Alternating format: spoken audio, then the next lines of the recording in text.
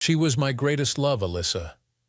She had the rich, warm skin of an African American, easily the most captivating woman I'd ever called my wife. Her arms were tied by scarves at the wrist to the headboard, and her legs by ribbons at the ankle to the footboard posts. The restraints held her limbs straight, symbolizing the bonds of marriage, that deep commitment we had embraced both physically and spiritually.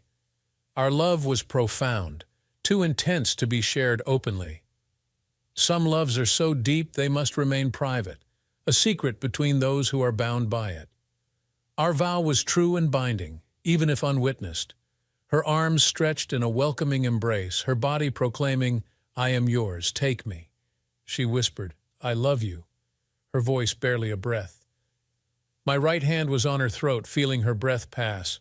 Her eyes were wide open, round, looking at me with love shining. I could see myself in them. I was in her, one with her, feeling as far up in her as a man could be. She opened her mouth and groaned silently, her head moving slightly as pleasure overwhelmed her. She pulled against the restraints, and I groaned too, finishing. She relaxed, then rested, and I did as well. The night passed. It was March 23rd and my fourth wife. This love I had developed was primal. Just a few women before Alyssa had been Miranda in January, my first wife in Lincoln. Miranda was blonde, tall, and heavier, a country girl who welcomed my company and love. She had taken me with an energy that drained me that night, and I had been happy to satisfy her on her hands and knees. I had left her sleeping also, and our marriage had of course found success. In February, it was Bianca, a lovely and tiny Asian woman who caressed me as no other of my wives. That was the Carlson job. She had taken me in her mouth and swallowed my essence, and her sleep that night followed time after time of mutual satisfaction.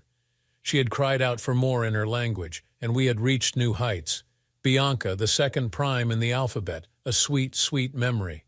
March was a windy month, and Clarissa blew into my life in Ohio. She was a librarian and wore glasses, hiding great beauty behind shyness. I found it. We were wed, and her kisses tasted of strawberries. Her hair was light brown, her skin had a reddish tint and freckles that excited me. I remember sitting next to her in a theater, tasting those red berry lips and hiding my caresses from the audience. We escaped our daily concerns, and our marriage consummated quickly. I was meant to be with Clarissa, and she with me. Marriage is everlasting in its love in heaven, even when ended on earth by death. The third month and third of the alphabet, Clarissa is a special memory, a model of the good woman become the good wife. In May, the fifth month and letter were fulfilled in St. Charles, almost home. With each wife, love deepened, matured, satisfied. Emma was a pixie with active, playful eyes and a playful attitude. Emma and I explored the world of love toys, and she settled upon a machine that brought her to rapture as I joined with her. It was good. She cried out at her pinnacle and slept with her head on my chest. Then I woke her once in the night when I thought she was asleep. I helped her with a loving embrace and caresses to her face and neck. Emma's endurance and sexuality will be her legacy with me. I loved that woman, and she loved me. These prime numbers marched into and out of my life. There was Jessica, actually Gwen, in August. Jessica demanded we consummate quickly, suggesting a new technique that we never fulfilled as she fell to slumber. We were bound only by hands. She kissed me and begged for more and more until exhaustion claimed her. Jessica. I will always associate with August, all warm nights and free, rambunctious love. She was a woman of many virtues. As I journeyed through the prime months and letters of the alphabet, I found myself capable of greater love for women and a particular woman. Love grows over time. It is not cheap or tawdry. The bedroom is its own place, a place for deepening and spiritual love to meet the animal love of the physical act. So it was with Kara in November, Kansas City, Missouri. Kara was older than me, 15 years or so, but a lovely woman with hair just beginning to gray. I remember our first kiss, our only kiss, and the way her tongue danced with mine as I held her wrists behind her, and she pushed her hips into me. Kara wanted passion like no other woman I have known. We spent our marriage exploring one another, finding this spot and that touch. Kara was forceful and strong, and our bonding was correspondingly powerful. Kara was almost too much woman for me, if there is such a thing, an incredible woman. The 13th letter and month were just 2 months later. I was barely recovered, thinking of the spirited love of Kara in November, but Megan was the January wife I had always dreamed of finding. Dark-haired, medium build, gothic with piercings and tattoos. Never had I been attracted to such a woman, but to find marriage with one was a whirlwind romance. I saw her one day and we were married within a few hours, never to regret. There were rings to pull and staves to twiddle and art to trace. I entered this woman with a delicate touch which surprised her. She insisted on a ball gag so that her ecstasy was not so vocal. We used chains for her hands and feet, and up around her neck. It was a completely new experience for me. Our time together was brief, but she was in a peaceful sleep, proving her satisfied physically, emotionally, spiritually. I loved her. Property of Megan for M, the 13th letter. I rested through the non-primes, then found Alyssa. Alyssa was special among all these specials, tall and thin, smiling, encouraging. She then turned into a raging hurricane in bed with honesty and purity that other women lacked. I have loved all 8 wives, but Alyssa was like a goddess among them. Her love for me was obvious and genuine, her desire insatiable. Alyssa, the best 2 months to the 19th letter, July. Oh, I remember. Love and marriage, 8 wives, no hint of bigamy. Morals are essential to family and other institutions. You see, I'm a monogamist. Mother insists. Matt Daniels was saying into the phone, his pistol and holster in the drawer, it's based on prime numbers. He attacks in the 1st, 2nd, 3rd, 5th, 7th, 11th, 13th, and 17th month. He numbers the alphabet and does the same for the women's names. He strangles them usually, although the one, Kara, the oldest one, he broke her neck. Uh-huh. Yeah, well, if the pattern holds, it'll be a woman whose name starts with A, and it'll happen in July. July is the 19th month since he started a year and a half ago. A is the 19th letter. Uh-huh. No, I didn't figure it out. It was my wife, Sarah. She's always doing puzzles. And I mentioned the case. I mean, it's in all the papers. We have the DNA, we have the MO, but no idea who it is. No one in the database, no prints to match them to. The guy just started killing women and hasn't let up. Oh, one bit of good news, the prime numbers become farther between as we get higher. Okay, I'll get back. He hung up. Daniels hated sex offenders, he hated murderers, he hated thieves, he hated prostitutes, he hated drug dealers. Most cops came to see the world in black and white. You stole or you did not. You murdered or you did not. You dealt or you did not. The world was black and white because it was. It was a long-learned conviction, but he was sure, except for his wife, Sarah. Now she was a special woman, probably the only woman on this side of the Mississippi who could have married him. Since he could see the mist from his bedroom window, there were a number of women around who might have loved him had he had an interest in girls from Illinois, but he didn't. When you're married to Sarah Daniels, you don't need another woman. Sarah was more than enough for him or the 6th Fleet had they been near, and she had been interested, which she definitely was not. Sarah had it good with him. He took care of her, and she took care of Matt. But he did not trust her. Women like Sarah got hit on, flirted with, noticed, but she was his, and his only, he was sure. Sarah Daniels at that moment was in a motel just across that same miss, actually within sight of her bedroom window had anyone had binoculars to check out houses across the river. Her legs were spread as wide as she could spread them while her faux love, Peter Ross, pressed his impressive member into her as hard as he could. Sarah was getting drilled, and she liked Ross to do it because he was not a cop, not stupid, not married, and not interested in her as a human being. She wanted to have sex, and that cop she was married to was making the world safe by fighting crime. So she called Peter and said, "You want to do it?" And of course he did. So they were doing it. It happened about once a month. Ross didn't even have her number, but he had her. So she called when she wanted some. It averaged out once this month, none that month, twice the next. She felt a little guilt, but really she just thought she ought to feel guilt. So that might be what guilt felt like. This was the 7th time by her reckoning. She'd probably stop calling him once her husband got promoted, but so far it hadn't happened, and he'd been saying it would be soon for 5 years now. He just wasn't all that smart, she figured. "Oh, Peter, do it. I love it," she said almost in a monotone, and he heard only, "You are the best ever." But he aimed to please, and those two widely spread legs of hers were long and smooth, the likes of which rarely come a man's way. Of course, that piece was rapidly losing its mystery, as word slowly got around that it was available if only you had whatever Peter Ross had, and that had included luck.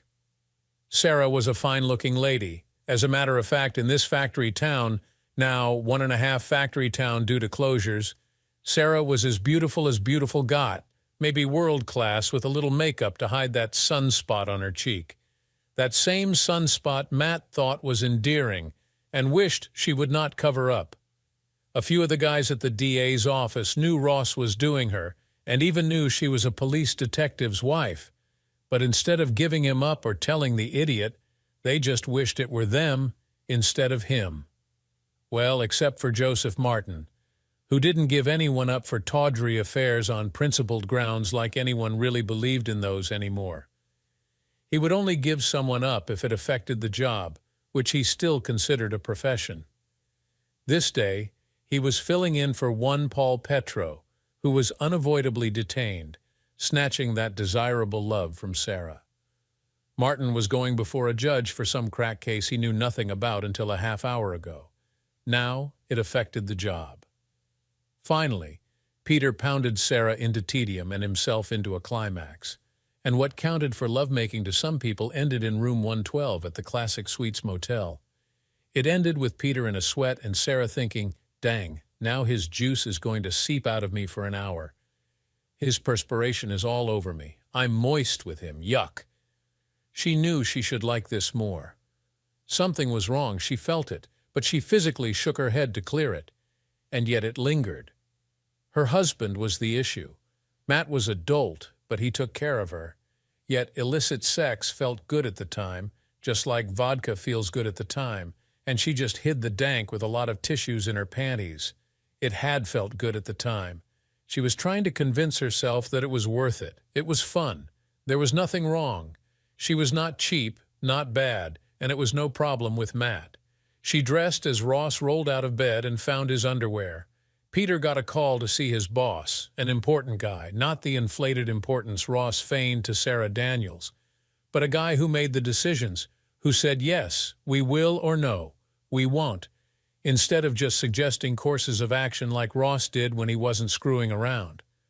Ross did not realize his boss had figured out where he was, who she was, and what they were doing. He dressed happy. He'd substituted Sarah Daniels for some crack CT appearance and hurried to see his boss.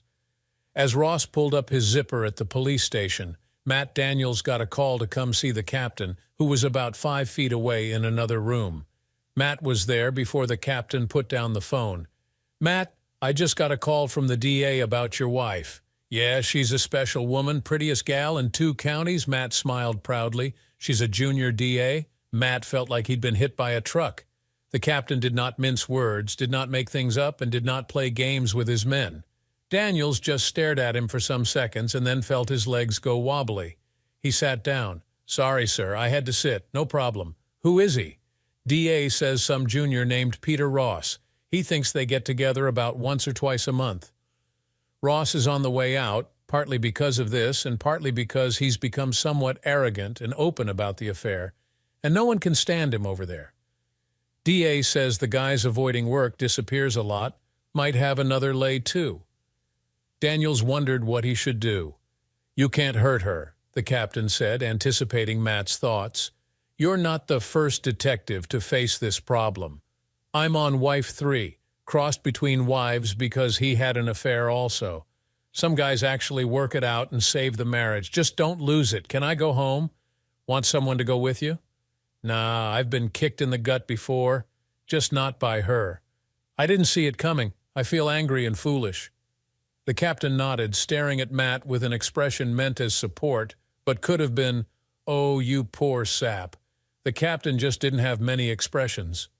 Daniels drove home, taking a wrong turn, and still beat his wife there. She had to go around the long way to find a bridge across the miss and actually passed in front of Matt's office then. And for him, it was a straight shot into his neighborhood. But he turned for some unknown reason, and it took him a minute to go around the block. He made some coffee and sat at the kitchen table.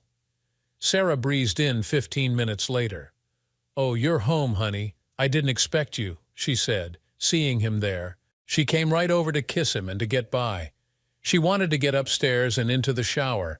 She had an uncomfortable number of tissues between her legs. "Sit down, Sarah," was all he said. It was not his loving husband voice, more his crowd control firm voice, although not loud. She was brought up short, startled. She knew something was wrong. He could not know, could he? She thought. No, after all, he was doltish. "Please sit." "Is something wrong, Matt?" She was scared now, and she took the seat beside him on the end of the table. "Ross is going to be fired partly because he's been screwing you." She inhaled sharply. She wanted to deny it, demand he rely on his trust in her, ask how he could believe that. Instead, she played dumb because that was what you do when you don't know how you've been caught. "What are you talking about?" She said it and then wished she hadn't. She knew Matt, and Matt would not make an allegation. He would state facts already proven. She put her face in her hands. "How long has it gone on?" he queried. Apparently the jig was up. She did not lie. 5, 6 months, once or twice a month, just when you were working a lot or not home. He was just a guy, a hobby, someone to get me off. It was not love, not really an affair, just sex with a good-looking guy and no commitment. Matt was squeezing his hands into fists, looking carefully at them, studying the bones and sinew and skin. She looked at him, but he would not meet her gaze.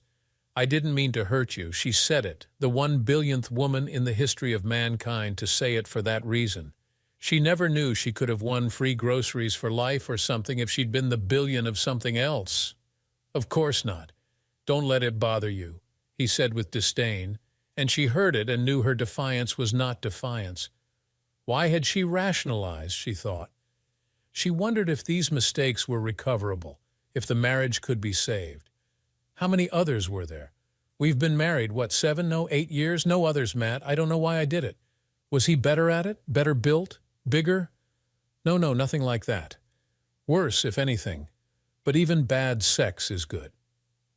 He just looked at her, and she realized her last words had not helped. She did not speak. Discretion is a part of valor. It's also part of intelligence and many other virtues. He looked out the little kitchen window at the blue sky, a wistful expression on his face.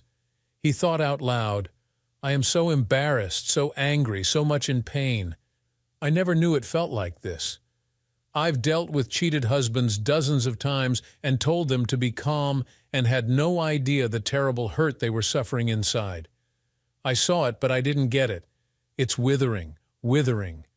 He talked as if his personal experience would help him in his job. He'd be a better cop now that he discovered his wife screwed around on him. He should thank her, he thought ironically. It's palpable. I can touch the pain. It feels like a surgeon could remove it. Silence. He looked at her. "Do you want me to leave?" she asked. "Or do you want to?" She tried to imagine pain for adultery, for betrayal. Nope, nothing there. Matt wouldn't screw anyone but her, she knew, and if he did, she'd think about it then. He asked, "Did you ever do it here?" "Not here." "Who knows about it?" he asked. "No one unless they saw us going into the motel. Probably people he works with, missing him in the day, covering." Matt rubbed the knuckles of his right hand, but Sarah knew he would not hit her. The wall, the table, the refrigerator were more likely targets. "You can stay. I don't know what to do. The captain got a call from the DA, told him about you and Ross, and sent me home to deal with it, with you. But I don't know what I want." Sarah got up and made a cup of coffee in the Keurig. She sat back down. "Are we going to make it, Matt?" she asked. "I don't see how," he said. "Maybe no, I don't know. Did she want to make it? Would her nature lead her down the path she'd started now? He wanted to strangle her now. Maybe he could get her to that psycho if he could just keep from throttling her. It gave him an idea. Manipulation was more her suit than his, but it was a way. "Han, I am going to the car. Stay here."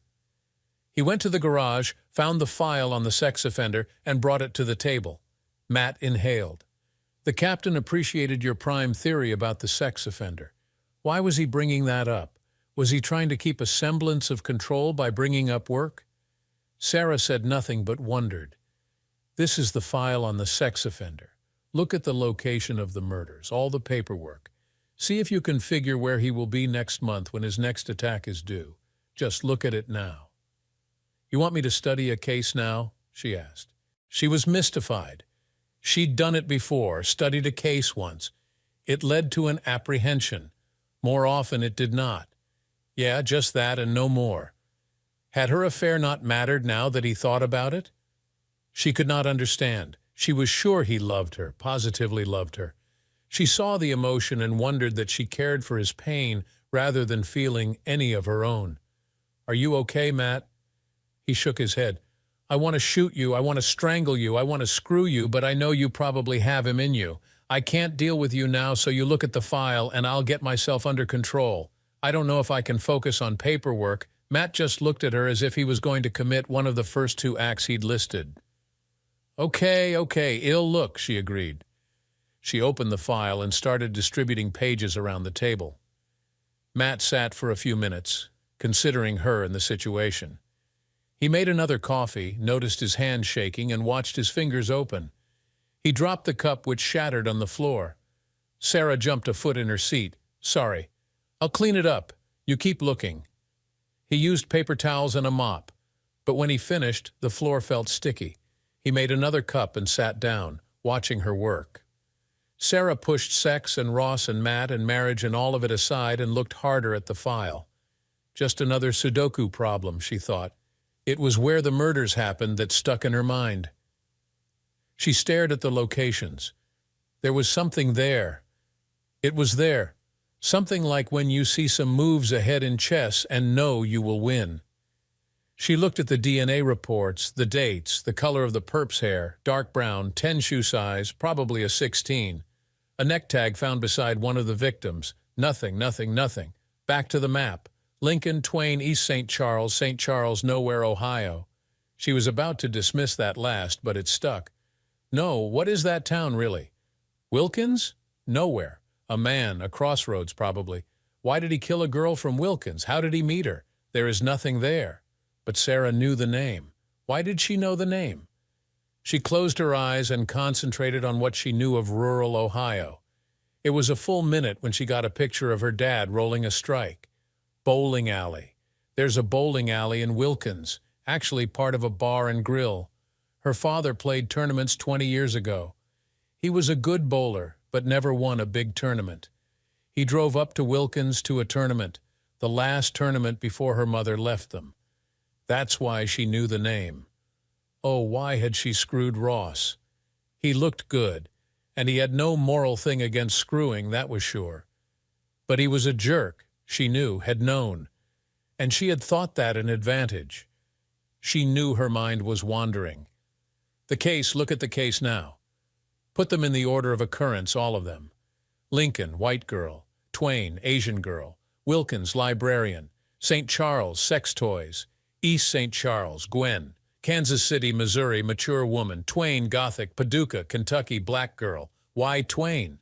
There is a bridge here. A factory producing wood cabinets, paneling, pressboard, flooring, paneling business, 35,000 people, fast food, 2 motels, she thought and grimaced, remembering both. Another small town across the river with 1 motel, Paducah. What's in Paducah? Sarah sat back and closed her eyes. Usually she could find connections in things. She seemed to be able to remember the minutiae that other people did not. She'd forget the army base outside of town, but remember that they had 24 traffic lights. Forget the hospital and remember the founder's history for some reason. She hooked things into memory better than other people and worse. Her mom had been frustrated by her poor grades in school. She remembered almost everything others let go, but associated strangely. She could finish any problem in arithmetic, but not like she was taught. She didn't add. She put things together and recounted. It made her slow, but usually right. It was not a way to do well on a test, But the year they identified her problem, she'd gotten 3 of 11 problems correct, but she'd only done 3. She remembered Mom and how Dad cried when he read her note. She wondered if Mom left them. That's why she knew the name. Oh, why had she screwed Ross? He looked good, and he had no moral thing against screwing, that was sure. But he was a jerk, she knew, had known, and she had thought that an advantage. She knew her mind was wandering. The case. Look at the case now. Put them in the order of occurrence, all of them. Lincoln, white girl; Twain, Asian girl; Wilkins, librarian; St. Charles, sex toys; East St. Charles, Gwen; Kansas City, Missouri, mature woman; Twain, Gothic; Paducah, Kentucky, black girl. Why Twain? There's a bridge here, a factory producing wood cabinets, paneling, pressboard, flooring, paneling business. 35,000 people, fast food, 2 motels. She thought and grimaced, remembering both. Another small town across the river with 1 motel, Paducah. What's in Paducah? Sarah sat back and closed her eyes. Usually she could find connections in things. She seemed to be able to remember the minutiae that other people did not. She'd forget the army base outside of town, but remember that they had 24 traffic lights. Forget the hospital, and remember the founder's history for some reason. She hooked things into memory better than other people, and worse. Her mom had been frustrated by her poor grades in school. She remembered almost everything others let go, but associated strangely. She could finish any problem in arithmetic, but not like she was taught. She didn't add. She put things together and recounted. It made her slow, but usually right. It was not a way to do well on a test, but the year they identified her problem, she'd gotten 3 of 11 problems correct, but she'd only done 3. She remembered Mom and how Dad cried when he read her note. She wondered if Mom knew how she'd hurt him, much as Sarah had just hurt Matt. But Matt was a tough guy, right? Sarah had a clenching in her middle since Matt had sat her down, and as she looked at the back of her eyelids, she realized it was either guilt or fear, compassion for Matt or something. She knew she'd hurt someone who did not deserve it, and she knew he'd never get over it, and in some way it mattered to her. That was strange. There had been a purity to Matt's love for her. He wanted her in every way that every other man wanted her, and the way every woman wanted to be loved too. Why had she played with that guy? Why didn't she care about the second part? Paducah has a large wood paneling distribution center, a hub for this part of the country anyway. Twain had a large producer and some subsidiary industries. Wilkins had nothing. "I need my laptop," she said to Matt. Matt nodded. She was back in a minute, typing Wilkins into Wikipedia. 444 people live there. It took her another minute, and she pulled out her phone and called the number. "Hello, I'm calling about the old bowling alley you have there. I can't find it online." She listened for a bit. "When was that?" She nodded. She wrote down a date. "What happened to the lanes?" "Some time passed." "Do you know who bought the wood?" she asked. "Thanks. Is there any other business?" "No." "Sure, thanks again. I think I'm getting it, Matt. I think I'm understanding." She saw he was thinking about them. "I'm so sorry, really. I've supported you. You've stayed home to write, and you've sold a few stories, but I've supported us," he said without focus, as if his world were crumbling. She realized it was. She'd feel bad about that sometime, she was sure. "I wanted a family, but you kept putting it off to get that novel done." Now he shook his head. He really did love her, she thought. Strange idea that someone could love her. When did she stop loving him? Had she? Had she ever loved, really? When had she started thinking he was stupid? Why? He roused himself. "So tell me what you're thinking about the sex offender." "I'm thinking he's involved in the wood business. Twain, Paducah, there are wood distribution centers, paneling factories, and distributors in Twain. It's practically just the factory and the panel business, and the panel business is so much smaller. I think Wilkins caps it. I think he has something to do with redistributing bowling lanes. Wilkins only has 400 people in it, and some more in the surrounding area. Their victim was the library girl.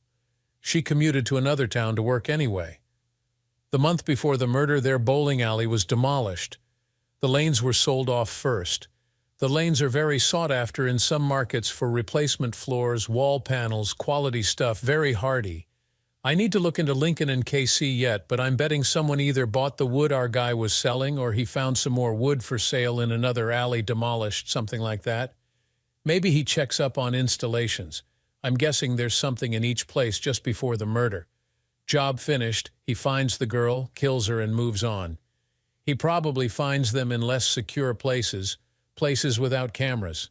If he sees a security setup, he just goes somewhere else. She looked pensive. Oh, he might use the library to find girls with the right name. Not sure, but that might work. You might want to check here with the factory and panel businesses. They probably know him, even if he doesn't work for them, or have had contact. So, do you have any conjecture as to where he might be going next month?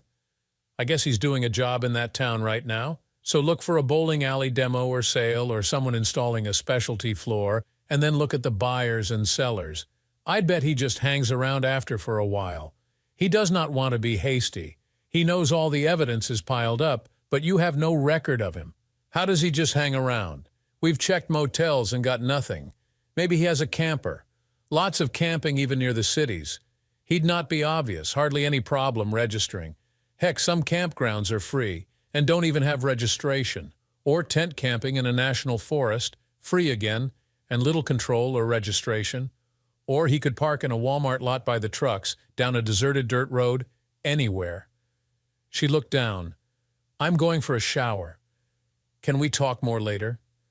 She knew those were the things to say. Yes, she did. She watched Hallmark Channel some. I'll bet you are, Matt said, looking right at her, feeling the pain, knowing she did not feel any. She left the room and went up the stairs. Matt had realized shortly after they were married that she did not feel like other women feel. It had taken him some months to realize she thought she had manipulated him into marriage. She did not think she needed him. She did not worry about losing him. She did not love him in any regular sense of the word. She's a sociopath of some sort, he'd realized, and it explained the lack of emotion at emotional times. She'd taken the death of her father as a matter of fact, almost like she was not affected, as if it was of no matter. The man who devoted his whole adult life to raising her, who held her and was perhaps out of his element in trying to be father and mother to her, but who loved her in that pure and complete way fathers can love daughters. Perhaps that caused it. Some sort of double bind, probably initiated by her mother's decampment. He remembered her strange emotional distance another time. She called him once 2 years ago and said she was driving to the hospital. She was having a miscarriage, the child he'd wanted more than anything that they delayed for years, lost. He arrived in her room before the operation, and she was sitting in bed reading a magazine. She was upset at the cramping, but nothing else seemed on her mind. Matt had kissed her, but that was that. She was lighthearted, even asked if he'd like to try a recipe listed on one page sometime. They could try for a baby again someday, but she'd get back on the pill when the doctor said this was enough for now. He remembered her another time being fascinated, watching a linebacker break his leg on TV. It had made Matt sick to his stomach, but she ran it back and forth a dozen times in slow motion. He wondered why she married him. Did he remind her of Dad? Did it seem an easy way to get support while writing her novel? Could a sociopath produce a novel with an understanding of normal emotions? Did honesty mean anything to her? Could she be faithful? Did he want to have children with someone who could not love in the normal sense? Is there principle in her morality? Her personality was focused. It was as if she'd seen how you should act, how you should feel in any situation, and then she acted that way. She was ingenuous in many ways. It explained her willingness to spend nearly a decade working on a book he'd never seen, accepting his support as her due. She did not seem concerned about Ross now at all, and her concern for Matt was minimal, as if she were going through the motions because she knew how she ought to feel. Perhaps she feared losing Matt's support, which might mean she'd have to work. He knew she didn't love the other guy or any guy. He knew it would not go away. He had wanted her to see a psychologist for years, but he did not know how to get her to go now. He would give her an ultimatum: psychologist, psychiatrist, or divorce. Tomorrow, perhaps, it would not matter in any case. He saw his marriage as a train wreck, and the first car had just jumped the track.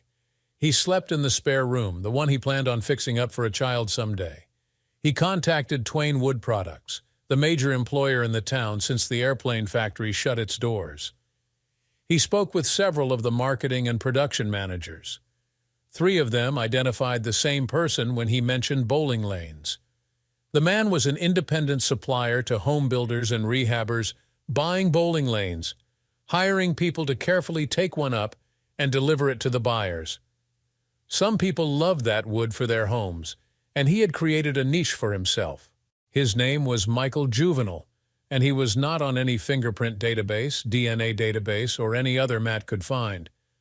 But they had a description nondescript, about 510 slightly thin wire-rimmed glasses, dark brown hair parted on his right, dark eyes, right-handed, which they knew from the murders, wore black gym shoes and casual clothes, often a sport coat without a tie, short-sleeved button-down shirts in summer. One guy thought he drove a Mustang, another thought he drove a Dodge Charger. He checked the databases, and he had a car license plate in Missouri, a home address south of St. Charles, and a Mustang. He checked the home address and saw it on Google. He next called the county engineers of the counties in which the murders had occurred. Home building, remodeling, and bowling alley demolition all required permits. He found a bowling alley that was being torn down in a week, not in one of those counties, but in one across the river from Twain in Illinois. He contacted the sheriff of Pike County to get his opinion. "Sheriff Jones, I'm Matt Daniels, a detective over here in Twain. What can I do for you, Matt?" The sheriff of a small county probably did not have a lot of deputies, so Matt was happy to deal with the head guy. "I'm working on the serial sexual assault and murder case. I have a conjecture." "Yeah, a lead?" "We haven't had an incident over here, but are you projecting?" "I have no proof, no solid evidence, but you have a bowling alley coming down in a week or 2. "Yeah, you think it's connected?" the sheriff asked. "Yeah, I have a consultant who thinks the guy might be involved in buying and selling used flooring from bowling alleys. I have a name, a guy named Michael Juvenile, who might be buying the flooring over there. I'd like to come over and see if he's around. He's not in any of the usual databases. I can't even find an address nearby. Mike Juvenile, never heard of him. Why don't you come over and run up there? It's out of town at a little crossroads. I don't think they've started on it yet. Permits just went out. I'll be there first thing in the morning." "Hey, Matt, the consultant is your wife, huh?" "Busted. It's not that unusual for a wife to give her detective husband advice." "Yeah, she's good at getting over roadblocks. Bring her along if you'd like." "Not sure that's a good idea," Matt said. "Up to you." Matt headed home and found Sarah at her computer at the kitchen table, writing away. He wondered if she really was trying to write a novel. "Hi, honey," she said. He sat down and said, "Sarah, I've decided something.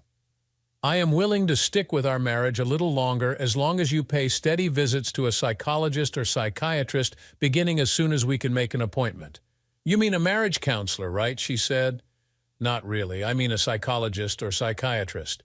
If one specializes in marital issues too, that would be okay, but I want you to see one about you." She was fuming. "You a-hole. You think I had an affair because I'm crazy?" "No, I think you're a sociopath."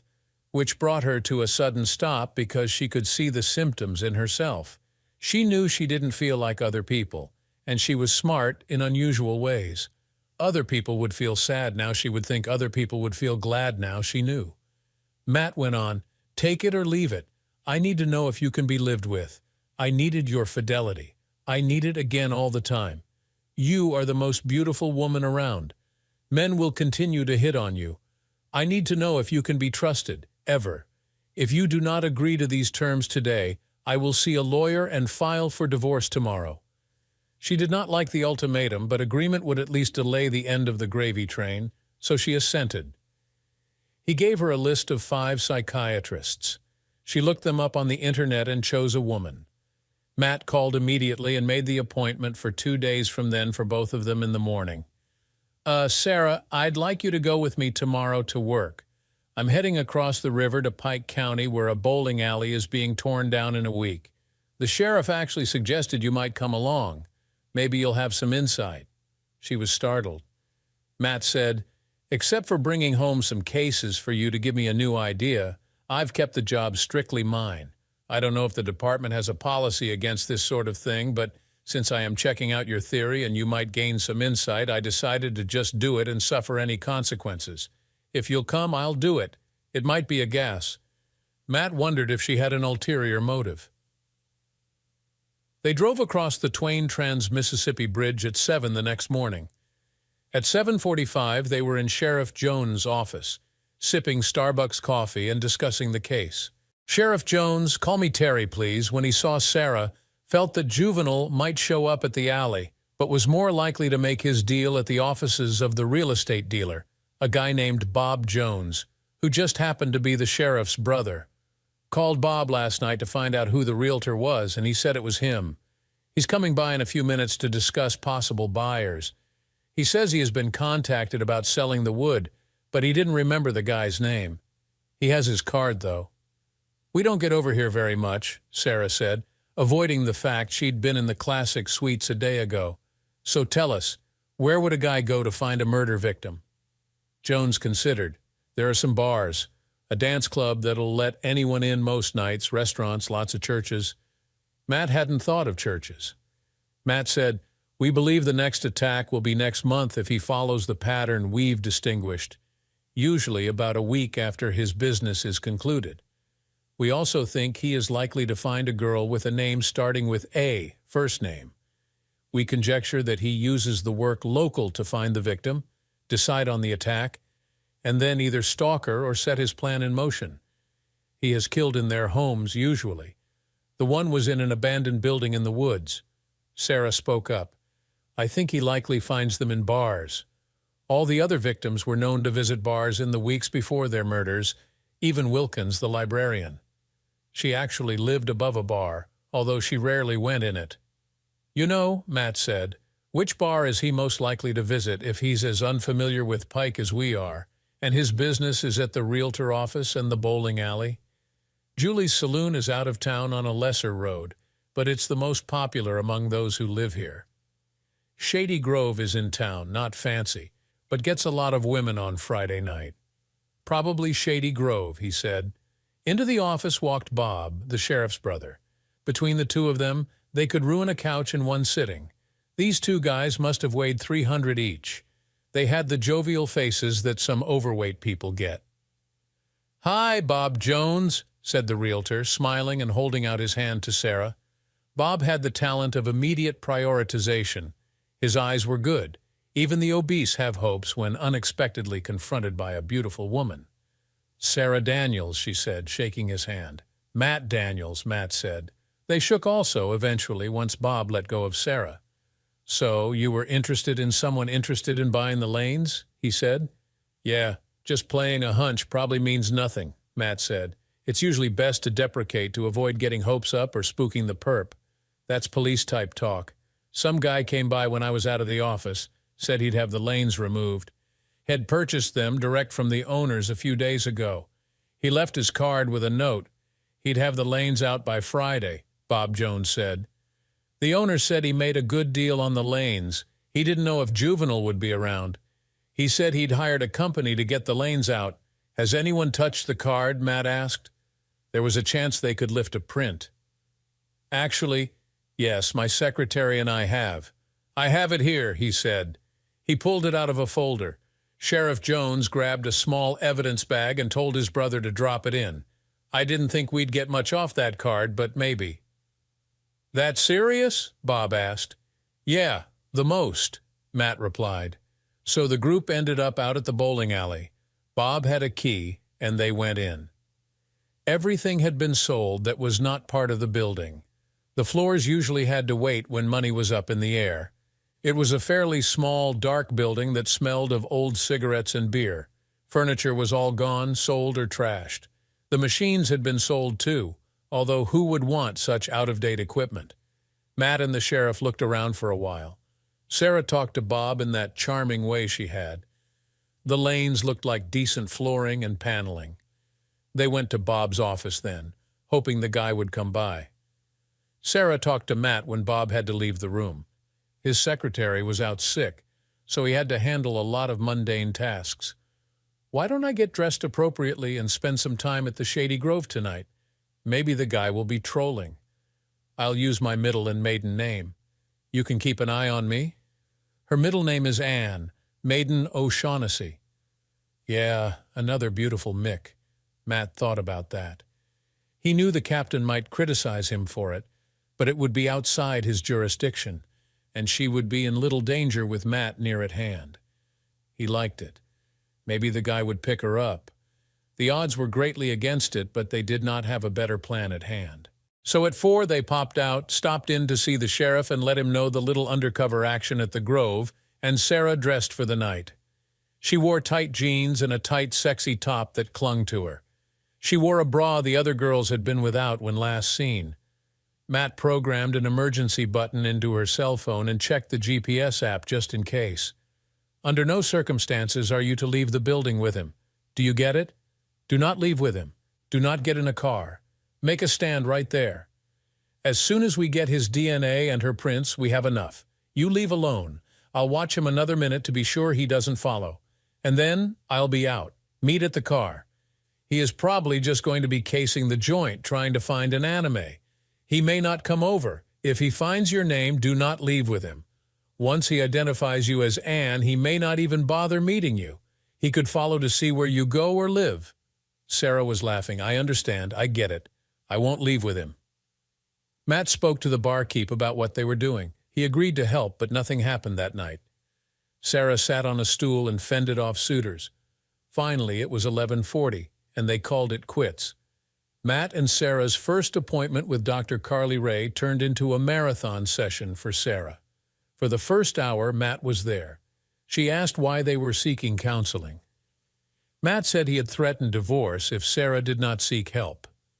During the hour, Matt explained the affair, Sarah's unusual characteristics, and gave examples.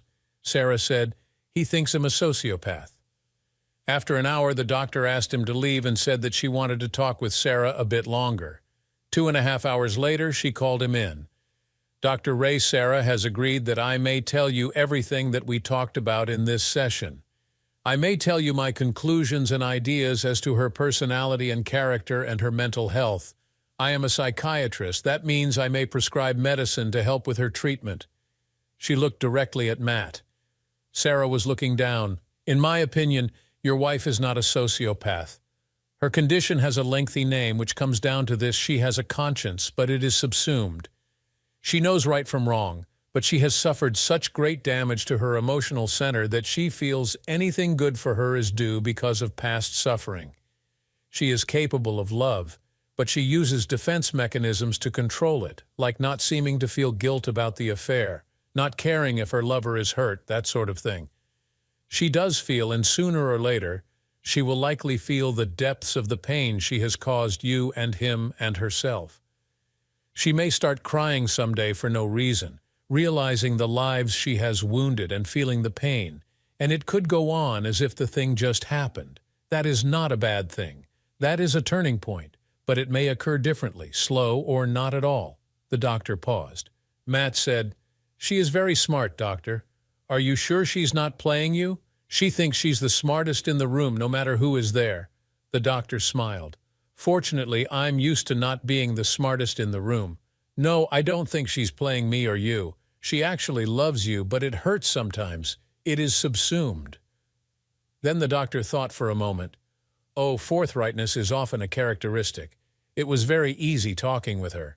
She willingly divulges information to someone she trusts, and there is no inhibition speaking with me that I could see. Can she love children? I told you about the miscarriage. Oh yes, she could. Once we get it to emerge some, there are cases where they actually emerged because of the birth of the child. We can treat this condition. Group and individual therapy help a lot. There are a number of drugs that can help. This is similar to schizophrenia in some ways, an emotional dichotomy.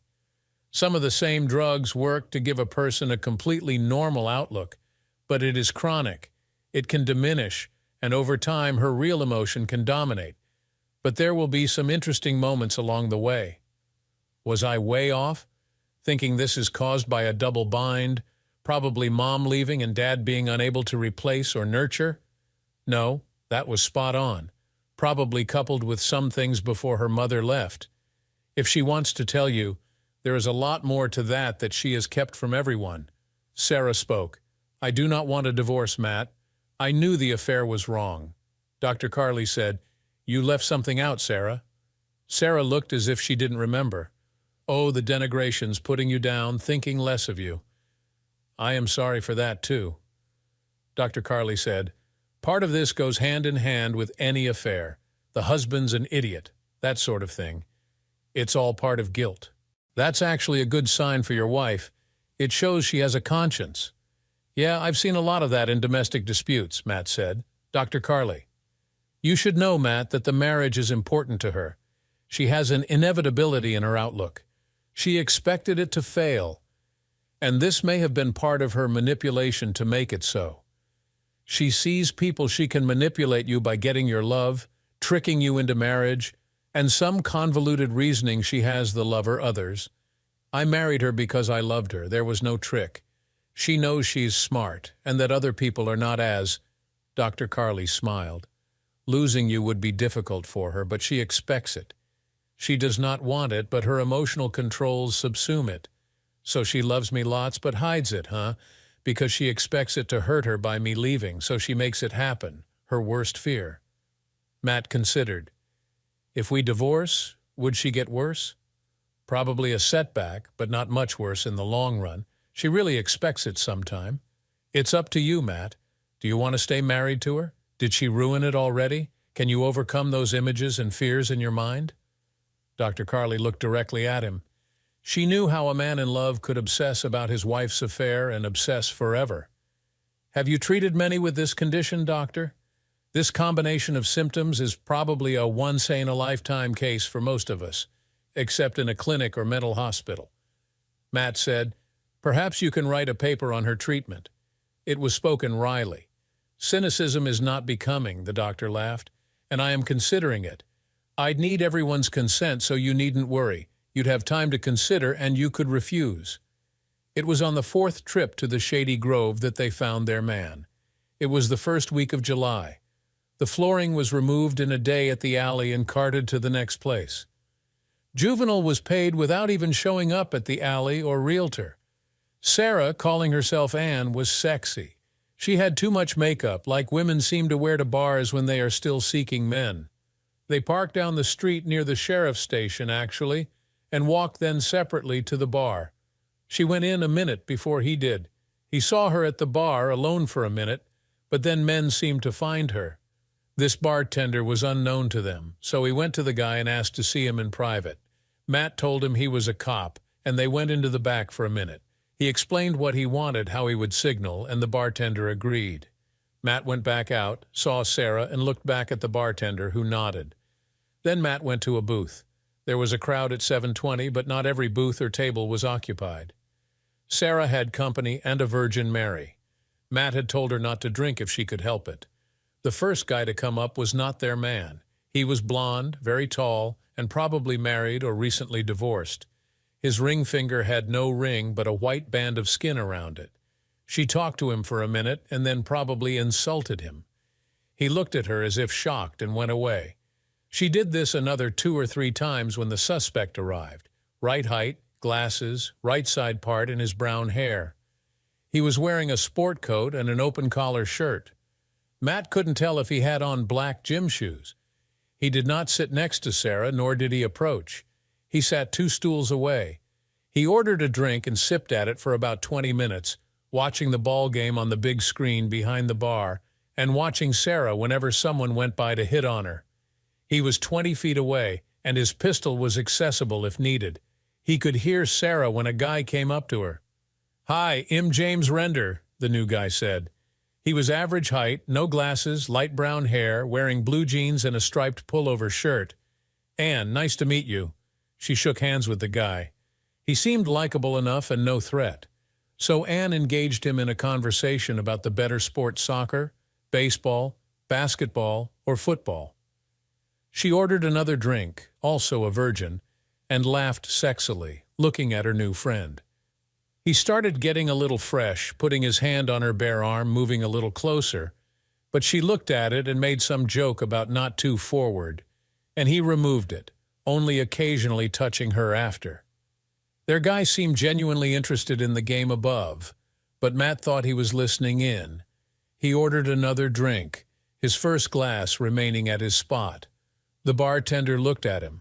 Matt touched his ear, and the bartender brought the man another drink. He took away his empty glass. He poured a tonic water for Matt, came over to his booth and handed him the tonic and the glass. He had been careful to touch the glass only along the bottom rim. Good man. Sarah looked at Matt. He touched his nose. They had what they needed. A minute later, she made apologies to her new friend and left the bar. It was 9:07. Matt watched the guy. Sarah should have been safe by now. The guy was on the cell phone for a moment, put money on the bar, and followed Sarah out, perhaps 2 minutes behind. Matt followed him, his glass in a bag. No one had considered that the guy might have an accomplice. When Matt got outside, he saw no sign of either of them. He was 2 minutes behind Sarah and 20 seconds behind Juvenile. He ran to his car. He checked the GPS program in Sarah's phone, and it was functioning. He followed, racing, went through a red light in the middle of town, headed toward the signal. Where were they going? Had Juvenile found Sarah outside, thrown her in a car? No, there was no time for anything but hopping in a car and heading out. They did not know Sarah had an accomplice either. They ignored the GPS on the phone, at least until Matt had them in sight. They were on a divided highway. It looked like a Mustang to him, but it was dark. He saw it for half a mile before he caught it. The GPS stopped suddenly, so either they tossed it out the window and it broke, or they removed the battery. But he had them in sight, and he was doing something he knew how to do. He used his cell phone to notify the police, but just as he did, the car pulled into a parking lot by a McDonald's. It then carefully went over the back curb of the lot and onto a dirt track that went into scrub trees. He saw their lights then down the road, and they parked by a very small house. He abandoned his car in the lot and ran, talking into his cell phone, trying to get Terry Jones and any other cop to this place. It was perhaps a quarter mile, and he made it finally, thinking he needed to start jogging more. The car was there, dark. He heard them inside the building. They had lights on. They'd been in there maybe 12 minutes now. He went to a window and peeked. Sarah was not in the kitchen. There was a woman. She looked about 60. Juvenile's mother, perhaps. She was wearing latex gloves. She left the kitchen while he watched, and Matt tried the door. It was unlocked. He slowly opened it, let himself in, and closed it. He heard heavy treading coming toward him, so he hid behind the refrigerator. The woman was back. Her back was to him, so he hit her over the head with his pistol. He let her down to the floor gently. He hoped he had not killed her. He'd never pistol-whipped someone before. She was breathing. He pulled out his cuffs and hooked her hand to a cabinet. He hoped she'd not wake. He did not need her warning Juvenile. Down the hall he found Juvenile with Sarah. She was naked, spread-eagle on the bed. Matt could not help the thought that she was magnificent, even in this evil circumstance. Her hands reached the corners of the headboard and were duct-taped to it. She was awake, but had a ball gag in her mouth. Her legs were tied with rope at the ankle, with her knees up, attached to the headboard also. Juvenal was varying his technique yet again. Juvenal was talking to her as he prepared a long dowel for insertion. He put oil on it, but it was just a cheap wood dowel with a flat end. I love you, Anne. I know you want me in you. Look at that body of yours. Magnificent, just magnificent. Are you ready yet? He reached for her with the dowel in his hand. Matt shot him in the head at that moment. He'd seen and heard enough. Anne had too. Anne's eyes were opened wide, startled, and the surprise lingered. In her fear and anger and wonder, she realized Matt was not a lug, not a dolt, not stupid, and not insignificant.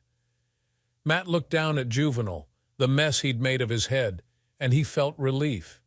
He turned to his wife. He removed the gag and ripped the tape from her wrists, and her arms went immediately around his neck.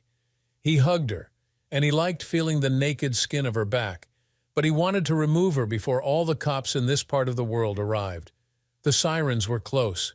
She was crying, and suddenly the room was swarming with police. Matt grabbed a blanket and put it around them as they hugged. Sheriff Jones was there. "Well, I sure hope he's the one because he's dead as a doornail now," Matt said. "We didn't realize he had an accomplice. Sick family." Matt gave a statement that was the whole truth. Did he identify himself? He did not have time. Did he ask the perpetrator to surrender? No time for that. Why did you fire? He was about to put a dowel up my wife. A week later, the prosecutor looked at everything, including the 8 sexual offense and murders and positive DNA tests from the deceased, and put it before a group of citizens. The grand jury decided no bill. The prosecutor smiled. Sometimes justice was just. They indicted the mother on several counts of conspiracy to commit murder, kidnapping, aiding, and abetting, and she eventually was sent away for 20 years, but her son was her life, and after his death, she was almost catatonic. Some people shouldn't be moms. They were home all the nights until the grand jury decision and happy not to be anywhere others might show up. Matt was still considering divorce, but how do you divorce a woman with a God only understands personality disorder? Over the next weeks, sitting before the TV became their evening routine. They would sit together and discuss her most recent sessions with Dr. Carly, or his joining her for a session with the doc, or whether she thought her meds were effective, or a case at his work, or news or politics. They cuddled again like in their days of dating. So it was for some time, cuddling, remembering. But for Matt, it would never go away. How whole was she? Sometimes when things go really bad, you should call time out. He had images in his mind that were troubling, upsetting sleep, and causing irresolution. He was hesitant to initiate sex after her experience and all they had been through. So she did it. One night, some weeks after the incident, they sat on the couch and made out like teenagers. He eventually stood and lifted her shirt, pulling it off then, and she removed her bra. Sarah was stunning naked. They kissed, and they finally made love. After a mutual climax, they rested a minute, they were silent for a bit, they cuddled on the sofa. They felt like newlyweds. Matt thought she was different with the therapy, the drugs. She seemed realer, in tune with the world. She was rounded. She got upset at the sad ending of a movie, something he'd never seen. She showed him a novel, let him read some 200 pages and more to come. She set a deadline for finishing it. Success seemed to matter to her. The doctor said she might write that paper on Sarah and her treatment, which Sarah was considering. "We need to talk about the future." Sitting naked on the couch, she leaned into him, her hand seeking his, needing it as they talked quietly. "Do we have one?" she asked. In the past, she'd have said such a thing in a monotone, protecting herself. This time she said it with a hopeful inflection. Could he forgive? Forgetting was out of the question. He had called an attorney. Papers were waiting if he wanted to start the process. Matt just said, "I got a call from a detective in Branson. He'd like us to look into a case down there." She looked at his eyes, feeling him relaxed with her. Sometimes marriage is not perfect. Sometimes it is a risk. No, he thought as he kissed her. It's always a risk, and it's never perfect. Thanks for sticking around until the end of this intense story. What would you have done in Matt's situation? Could you ever forgive someone after such a betrayal, or is it a line that can't be uncrossed? Let us know your thoughts in the comments below. And don't forget to like, share, and subscribe for more stories that make you think. Imagine this. Your wife, the love of your life for 24 years, asks for one final wish before she dies. But it's not what you expect. She wants to spend a weekend with your best friend, Bill. She claims it's her dying wish. I couldn't believe my ears.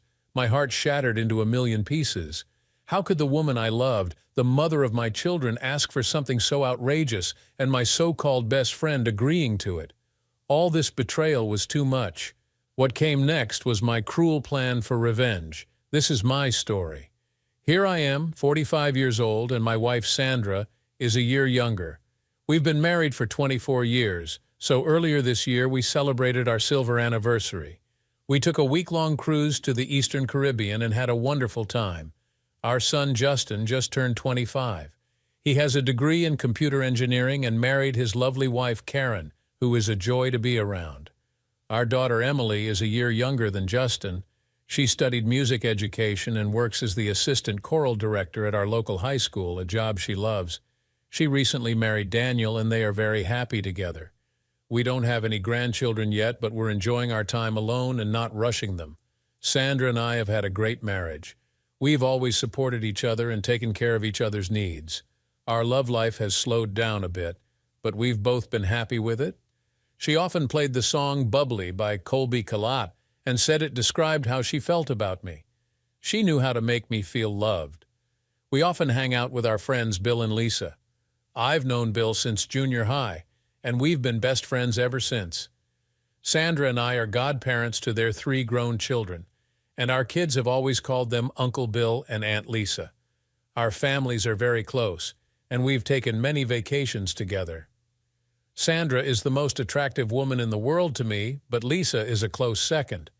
However, we've always respected boundaries. We've danced with each other's spouses, but never crossed any lines.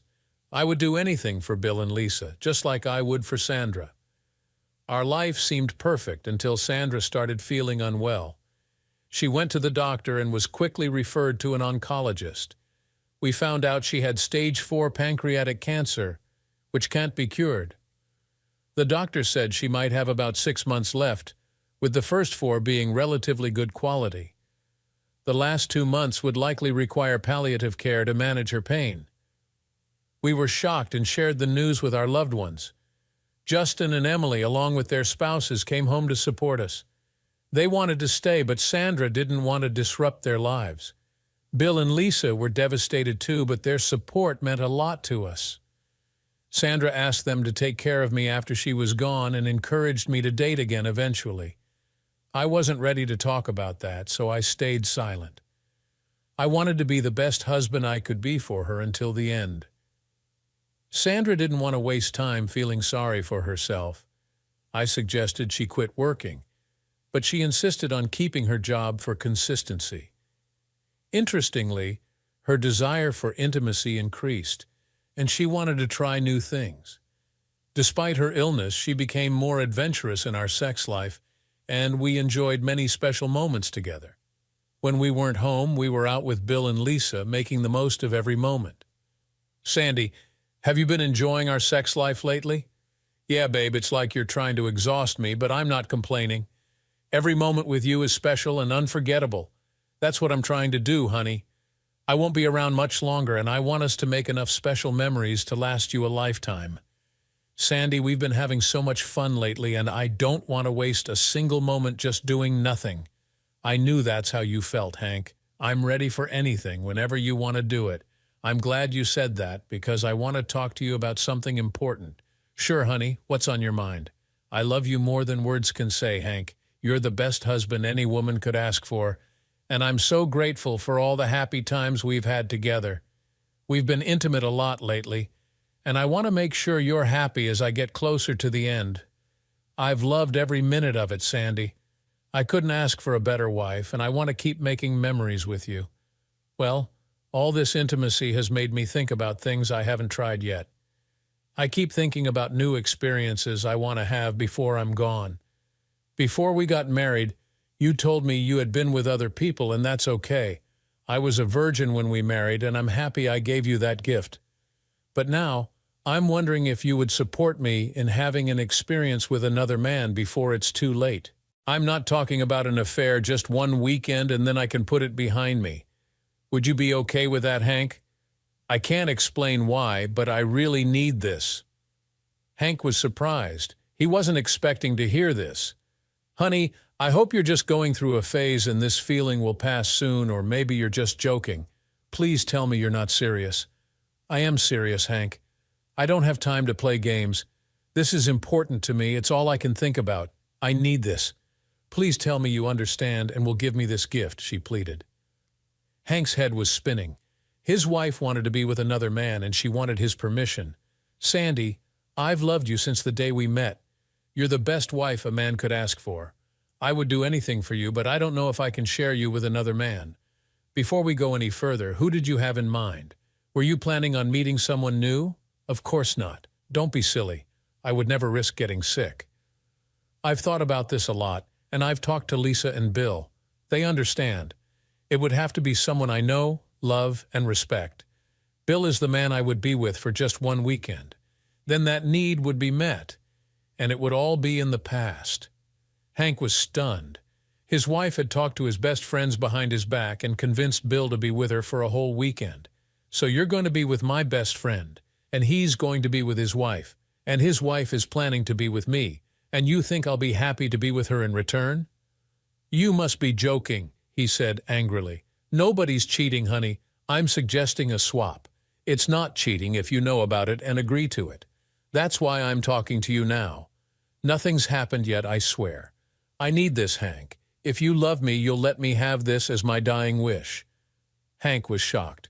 So you're saying if I love you, you're not sure that I do, and calling it a dying wish is a low blow. You're not thinking straight, sweetheart. This is crazy talk. I can't go along with this. If you do this, it will be the end of us. Sandra persisted. Hank, since we got married, you've always given me everything I want. You've taken me on amazing vacations, bought me fancy cars, and let me buy all the clothes and shoes I could ever want. Why is this so different? Did I ever send you on vacation alone with another man? No, it was always you and me. Did you buy those clothes to wear for another man? No, you bought them to please me. It has always been just the two of us together, Sandy. Maybe that is too much to ask now, but it would ruin our marriage for me. Please think about it this way after I'm gone. You will probably be with other women before you decide to remarry. I won't ever have that chance. Can't you see that what I'm asking is fair? I'm sorry you had to make such a big sacrifice being with me and no one else all this time. Once you're free of me, you can try out as many men as you want. You won't even have to worry about pregnancy or STDs. You'll have it made, I said sarcastically. Her anger started rising. Look, I've always put my needs aside to take care of you and our children. I don't regret a single second of it, but now I feel you should be a bit more understanding and put your ego aside just this one time and let me have this, she explained. Let me ask you, Sandy, if you weren't dying, would you still want to have sex with another man? Be honest, I don't know, maybe. Well, thank you for being honest. I'm sorry that I'm not enough for you. She winced but kept going. Let me ask you a question, Hank. If I never got cancer and I asked you to be intimate with another man, would you deny me that experience? Of course not. Once we were divorced, you could do whatever you want with whoever you want, but you'd never get to experience me again. She ignored my threat and continued. Haven't you always wanted me to have everything? You've always given me more than I asked for. Would you start denying me now as I make my dying request? Sandy, I once believed that I was your everything. Thank you for showing me I was wrong. She started crying and ran out of the room. Normally, I'd try to comfort her, but this was different. I hope she changes her mind. I heard her talking on the phone with someone but couldn't hear what was said. 10 minutes later, I heard a car pulling into our driveway. Bill and Lisa didn't just decide to drop in for a visit. This is an ambush. As she went to the front door to greet them, I quietly slipped out the back door and walked through the neighborhood. I left my phone on the kitchen table, so contacting me would be hard. I had a lot to think about as I walked. When I returned about 45 minutes later, their car was gone. I felt their attempt to ambush me had failed. Where have you been? I've been worried sick. Bill and Lisa stopped by and we didn't know where you were, Sandra said. When you were upset earlier, I felt we both needed space, so I went for a walk. I don't recall Bill and Lisa saying they were stopping by today. What's going on? She gave me a cold look. They were running errands and just happened to be nearby, so they stopped in for a short visit. We've both dropped in on each other dozens of times over the years. It's a shame you missed them. They wanted to talk with you about our earlier conversation. I assure you, their eagerness is one-sided. I have no desire to talk to either of them about the bomb you dropped on me earlier. But they are our best friends, your best friends. Who better to talk to about what's on your mind? They were my best friends, but that ended today. From now on, they're your best friends. I will no longer have anything to do with them. You can't mean that, Hank. Why are you being so stubborn about this? All I did was have a conversation with you, nothing more. Are you willing to throw away a lifetime friendship without a word? You're a better man than that. I know you are, and so does Bill. I assume you talked with them about our conversation while they were here? Of course I did. What do you expect? They're our best friends. That's what friends do. They help each other. I figured as much. And what advice did Bill give you about our problem? They know the kind of man you are, Hank. They agree you are the kindest, most understanding husband, father, and friend anyone could ever have. He reminded me that you helped him get hired at the same place you work. He said he knows no better man. I'm sure that's not all he said, Sandy. What else did he say about our problem? He said he sees both sides of our situation. And even though he's been your best friend for most of your life, you're not the one who's dying. He said special allowances should be made for those who will soon leave this world. His advice makes perfect sense. I agree with him. And what, dear wife, was his advice? I asked sarcastically. She grimaced before saying, he said it was easier to get forgiveness than permission. You will get neither from me, I seethed before walking away. If Bill and Lisa weren't history to me before, they certainly are now. The friendship is over. I will limit all contact with Bill at work to a professional level only. We work in different areas, so that shouldn't be too much of a problem. Later that evening, Sandra gradually aroused me and used it to have her way with me again. Sandra was happy with the amount of sex we were having, but I felt like she was keeping score. In truth, I didn't mind as long as she didn't cross a line, which I didn't think she had yet. We had been intimate every night that week. On Friday morning before work, Sandra told me, Honey, I have something to say before you leave. Tonight at 9 p.m., I'm going to Bill and Lisa's house. Bill and I will leave from there. He said you won't talk to him about anything but work and you don't answer his calls or texts anymore. Lisa said you don't talk to her either. I'll be back Sunday afternoon, and I'm really looking forward to being with you then. I'm telling you this so you'll come straight home after work tonight. I want to make sure you're completely satisfied before I leave, okay? My world felt like it was falling apart. Everything was about to change. Sandra was going to do what she wanted. Sandy, you know I love you, but I don't love you enough to forgive you for being with another man. And yes, I call it cheating because I don't agree with it and I don't want you to do it. If you're with Bill or any other man this weekend, I won't be here when you come back. I'll never talk to Bill or Lisa again, and I won't have anything to do with our godchildren. You'll all be betraying me in the worst way. If you sleep with him, I won't touch you again, I said sadly. Sandra started to cry. Bill and Lisa had told her I would forgive her, so she couldn't believe I wouldn't be there for her as she got closer to the end. After tonight, my dear husband, you'll know exactly who I love and need in my life, you. But I need this too. I'm sorry you can't consider my feelings and give me my dying wish. She tried to kiss me goodbye, but I avoided her and left quickly. I heard her crying as I walked out the door, hoping she would change her mind. I came home for lunch to check on Sandra. She had a suitcase packed and hidden under the bed with underwear I'd never seen before. It seemed like her decision was made, so now I had to make mine. Before going back to work, I sent her a text. I have to work late tonight on a special project. Sorry, not sure when I'll be home. Please change your mind about going with him. I left my phone on the kitchen table. I wouldn't be there for her that night. I wanted her to worry and hopefully change her mind. Later, Bill found me at work. Hank, you need to stop being so stubborn. Think about Sandra, not just yourself. This is her dying wish. I can't say no to her. What I see is my so-called best friend telling me he's going to sleep with my wife to make her happy. I can't stop you from ruining my marriage, but you need to know that there will be consequences. If you touch Sandra, then you, Lisa, and my godchildren will be out of my life forever. It will end my marriage and our friendship.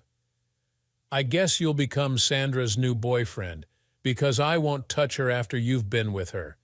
Hank, this isn't like you. You're a better man than this. You don't mean any of it. I know you better than you know yourself. I don't care what you think you know. I meant every word.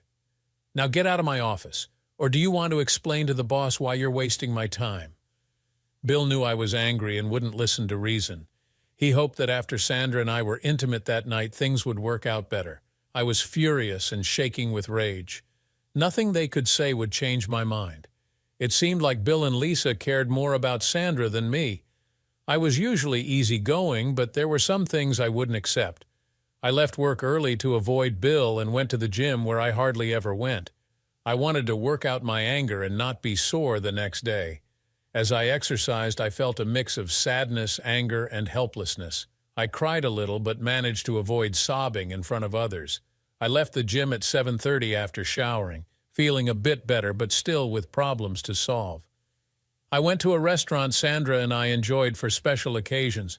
I thought about all the good times we had there, feeling both happy and sad as I considered my options. I wondered if I was really strong enough to stick to what I had said to Sandra. Were my beliefs so important that I was willing to lose everything over them? We had 23 wonderful years before this happened. I never thought I'd face this with her. I thought about beating up Bill, but what good would that do? He knows how I feel and still plans to go through with it, even if I threatened him. Sandra had already admitted she might have wanted this someday, even without the cancer. When I didn't come home that evening, Sandra got worried. She saw my cell phone on the kitchen table. She guessed I left it there when I texted about working late. "Hey, Bill, it's Sandra. I know it's you, silly. I'd recognize your sweet voice anywhere. How are things at home with Hank?" "Peaceful, I hope," Bill asked. "That's what I'm calling about. Do you know why Hank would be working late tonight? He texted me at noon, saying he'd be working on a special project. I can't imagine what Hank's talking about. I left work a bit late myself, and the parking lot was empty. Hank's car was already gone. Even though we don't work in the same department, I'd know about any special projects or overtime work. Have you tried calling him? That's the problem, Bill. I did as soon as I got home to see when he'd be back, but his cell phone is on the kitchen table, so I can't reach him. If he's not at work, didn't you say you were going to give him a very special love-making session tonight that would leave him weak in the knees?" "Yes, I made that clear to him this morning. So the only conclusion I can draw is that he's avoiding me. What am I going to do, Bill?" "Jane, I know Hank. He's just having a little pity party. He's playing a childish game to mess up your plans. If he chooses to miss out on tonight, then he's a fool. He doesn't realize how lucky he is to have you. After you're gone, he'll regret missing every moment with you. Hank's a good man, my best friend, but even good men can make stupid mistakes. You know what you want, you deserve it, and he's trying to ruin it. If you want to cancel, I'll understand." "No, Bill, I'm not saying that. I've already put up with too much grief from him to cancel now." "You're right, Bill. If he misses tonight, it's his loss. I'll save my energy for being with you this weekend. I can't thank you and Lisa enough. That's the spirit, Sandra. Hopefully Hank will come to his senses and spend some time with you." "Thanks, Bill. I feel a lot better. I'll wait for him to come home, but I still plan on leaving around 9. I'll be at your place shortly after. Nothing would make me happier, Sandra. I promise to give you my best this weekend. I hope it's what you're looking for. I'm sure it will be. See you soon, Bill. Bye." As I sat in the restaurant, I thought about my options. If she goes with Bill, I will never touch her again. She would be breaking our wedding vows. She's not being forced, this is her choice. On top of that, I'm losing my 2 best friends. They're both part of Sandra's betrayal. I would never do to Bill what he's doing to me. The 3 of them will be dead to me. Divorce. I could have her served, but it would be pointless since she would be dead before it was finalized. I need to protect my finances. Who knows what she'll do next? I got home at 9:30 that night. She was gone. She had to be with Bill. I had never felt sadder or lonelier. The pain of loss was overwhelming, but I knew what I needed to do. I found a sealed envelope on the kitchen table with my name on it. It was under Sandra's cell phone. She didn't want to be disturbed this weekend. I was fine with that. I decided not to touch the envelope and left it unopened. When I checked my phone for messages, I saw that she'd called and texted me earlier. She was concerned at my lack of response and swore she'd make it up to me when she returned. She said she needed this and swore she loved me and only me. Her words meant nothing to me. I deleted them all. The first thing I did was move all my clothes and belongings from the master bedroom to the spare bedroom.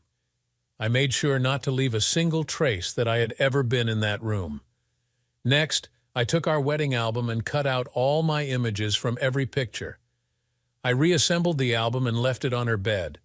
I called my brother and asked if I could stay with his family for a few nights. He has a spare bedroom and invited me to stay as long as I needed. I took one of Sandra's sleeping pills to help me sleep. Sometimes medicine can work wonders. The next morning, the doorbell woke me. I put on my robe and went to the door. "What are you doing here, Lisa?" "I thought I made things clear to Bill yesterday," I said. "Good morning, Hank." "I could have used our key, you know," Lisa replied. "We both have spare keys to each other's houses. Can I come in?" I realized she was right and let her in. "What you have to say, you can say it right here. Why are you here?"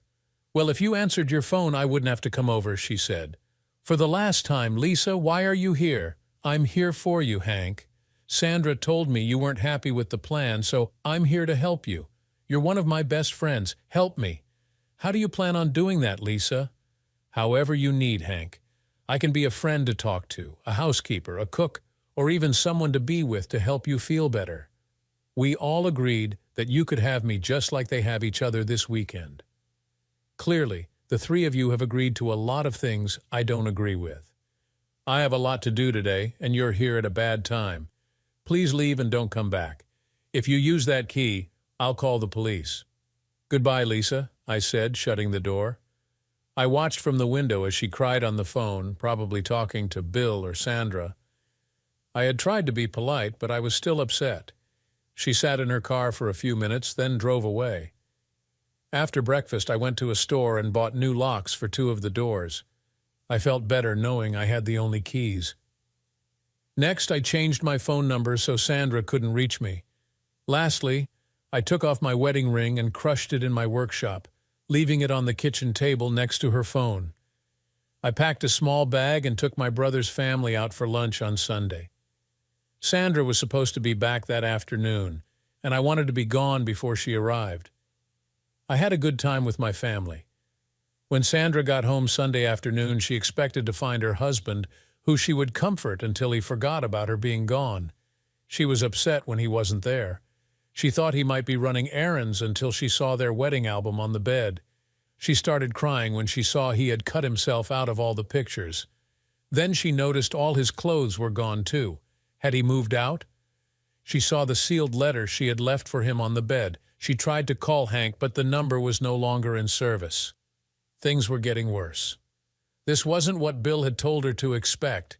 He had said Hank couldn't live without her. She checked the rest of the house and saw new locks on the spare bedroom door. Maybe he hadn't left but was just angry and staying in another room. Not sure who to call, Sandra called Lisa to see if Hank had said anything to her about his plans. "No, Sandra. When I called Bill that morning, I told him everything Hank had said, which wasn't much. It really hurt when Hank was so mean to me." "What's going on?" Sandra told her what she found when she got home. Bill and Lisa listened on speakerphone. "Didn't you leave Hank the letter explaining that you were going to quit your job and spend your remaining time making him happy?" Bill asked. "Yes, Bill. I wrote him that letter just like you said, but he never opened it. He has no idea what it says." "It's still here," she cried. "I'm sure there's nothing to worry about, Sandra. It's clear Hank moved his things to the spare bedroom to upset you. He's just having a pity party. He'll be back soon, trust me. I hope you're right." "Thanks for the encouragement," Sandra said gratefully. Sandra then tried calling Hank's brother and parents. His parents had no idea where he was, and his brother said he hadn't heard from him, as Hank had asked. Sandra realized it was her turn to be patient, just as Hank had to be over the weekend. But she missed him deeply. She had never felt so disconnected from him and cried herself to sleep alone in bed for the first time in a long while. At 6:30 a.m. Monday, I called work before the office opened, leaving a voicemail for my boss saying I needed 2 personal days for a family emergency. I didn't want to interact with Bill yet, nor did I want any of them to reach me at work. I decided to move some money around to protect our finances. We had a good nest egg after 23 years of marriage, and I wanted to keep it safe. The trust I once had in Sandra was gone. I moved 2/3 of our cash and investments into accounts only I could access. She wouldn't notice unless she went looking, since all the bills would still get paid. This took most of the day, but I was glad to have a break from the drama. I knew the real confrontation would come when I returned home. I took a relaxing walk in the park Tuesday morning and had lunch at a nearby diner. The movie theaters opened at noon, so I spent the afternoon there. Tuesday night brought back some of the tension about facing her. I promised myself not to argue. I thanked my brother and his family for giving me a place to stay and time to think. Wednesday morning, I went back to work. My boss didn't ask about my family situation, and I appreciated that. As soon as Bill found out I was at work, he came straight to my office. "Well, it's about time you showed up. Have you spoken with Sandra yet?" "She's worried sick about you," Bill said. He closed my office door. I ignored him, walked to the door, reopened it, and left the office without acknowledging him. He followed me for a short distance, calling after me as I headed to the men's room. I didn't respond. I decided not to communicate with Bill or Lisa anymore. I was sure Sandra would keep them updated, but I wouldn't talk to them. Bill would let Sandra know he saw me. She called 4 times in a row. I put each call on hold and listened to music until she stopped calling. As I left work, Bill said nothing but followed me to a restaurant. I didn't want my meal ruined by an emotional conversation. He waited until I left and followed me again. I saw him on the phone as I neared my house. I knew he was talking to Sandra. She would be waiting for me. As I pulled into the driveway, she ran out to meet me, reaching for a hug. I quickly grabbed my gym bag to keep some distance between us as we entered the house. Sandra, tearful, began, "Where have you been, Hank? Do you have any idea how worried I've been? I've not had a moment's peace until you walked in. Don't you ever scare me like that again? I might have an idea of how worried you were. Were you as worried that I was with another woman as I was about you with another man? I doubt it. After all, that would be cheating, right? I hope Lisa told you that I didn't let her in the house." Her unhappy expression showed she understood my remark. I was proud of myself for not raising my voice. "Hank, I know you're upset, and that's why we need to talk this through and put it behind us. You have no idea how much I want you tonight. I plan to make it up to you. I just ate, Sandy. I'm sure Bill filled you in. Now is not a good time. I can't imagine there ever will be a good time. Your body is ruined for me by him. There's no way I can touch you now. Just the thought makes me sick. I'm tired. It's been a long day. Good night. Don't you walk away from me, Hank. I was worried sick and you just dismiss me. That's not going to work. I want you in my bed tonight, and I'll spend the rest of my life making it up to you. Look, Sandy, I just walked in the door and I'm tired. Let me shower and change. I promise we'll talk later after I've cleaned up. Fair enough?" Stunned that I showed no interest in being with her, she agreed to my request. I carried my bag to my bedroom and locked the door. After stripping down to my boxers, I took fresh clothes into the hall bath and had a long, hot shower. I knew this night would be tough. To her credit, she left me alone. She probably saw the lock on the hall bath door and didn't try to open it. I dressed and took my dirty clothes back to my room, locking the door again. I decided I would start washing my own clothes from now on. She was waiting for me in the den, sitting on the couch in a see-through negligee. I sat in a single chair next to the couch, which obviously annoyed her. "Come over here, big boy, and sit beside me. I have a lot to tell you and show you," she said in her sexiest voice. "I can hear you just fine from here. What do you want to tell me?" Disappointed but determined, she said, "I love you, and I know you love me. We are meant to be together forever. I'll get to the other side before you, but I'll wait for you until you join me. Until then, I hope you have a long, happy life, even if that means being with other women. I don't want to waste any more time without you in my arms. Let's put this issue behind us and never revisit it. I want to love you like never before until I die. That's what I want, Hank. I have some questions before we go any further." "Of course, Hank. Go ahead. Did you have sex with Bill last weekend?" She nodded silently. "Did you do everything with him that you do with me?" "Bill said it would be best not to give you details. He said it might make you too angry." "Angry? Oh, I see. So he's in charge of our marriage now. You've told me all I need to know. Good night, Sandy." I stood up to leave the room. Okay. I'll answer your questions. Please sit back down," she pleaded. "Before you left for the weekend, I told you what the consequences would be. Instead of believing me, you believed him. You trusted the wrong man. Now you have to live with that. Stop calling him that. Hez your best friend. He was your best friend before you met me. They're our best friends. You're just upset. Bill said you might need time to calm down. He's right about that. I figure I might calm down in about, say, 6 months. Her eyes widened. 6 months? I'll be gone before then, Hank. You can't mean that. We need to get past this now. Let me help you get past it. I'll make it up to you. I'm sorry, Sandy. I'm not in the mood to vomit. Intentional nausea is not on my agenda. Are you leaving me, Hank? Are you saying this is the end of us? She asked, her voice trembling. I thought long and hard about that while you were with another man last weekend. As you know, I'm not the kind of man who abandons his vows. I'll keep and honor them until death do us part. I won't cheat on you like you did on me. I'll stay here in the house, but we will live in separate bedrooms. He'll pay the bills and do my usual chores. I'm not going anywhere. I won't abandon you in sickness and in health, remember? But my vows don't require me to have sex with you or kiss you ever again. All I ask is that you don't invite that man or his wife over here anymore. If you do, please let me know so I can leave until they're gone. What have I done? I have destroyed us. No, Hank, if what you say is true, it wasn't worth it. 1,000 weekends with him or anyone else wouldn't be worth it. My only hope is that you can find it in your heart to forgive me before it's too late. I'm sorry, Hank. I'm sorry for what I've done to us. The heart doesn't always listen to what the brain says it should never do. Do one more thing, Sandy. Since you will no longer be having sex with me, if you ever get with him again or anyone else, please don't do it in this house. Meet them somewhere else. I don't want to know about it. Her face reddened with anger. Now you listen to me and you listen good. That was a one-time thing. It will never happen again. I want the last man I'm with to be you. I swear I'll never be with another man besides you. I heard you make that same vow on our wedding day. Forgive me for having trouble believing you. She began sobbing uncontrollably. I went to my bedroom, locked the door, and left her crying on the couch. The next morning I left for work early to avoid her. Mid-morning, Bill stormed into my office. I'm not leaving, Hank, until you talk to me. What you're doing to Sandra is unforgivable. I'm going to talk to you until you change your mind. I picked up the phone and called my boss. Hi, Dennis, I have a problem. Bill is in my office and won't leave. He's interfering with my work. Can you help? After a pause, I said, thanks, Dennis. Are you serious? You're not man enough to talk to me, so you call in the boss? Something like that, I said as my office phone rang. Yes, sir. I'll put him on. It's for you, I said, handing Bill the phone. Hello.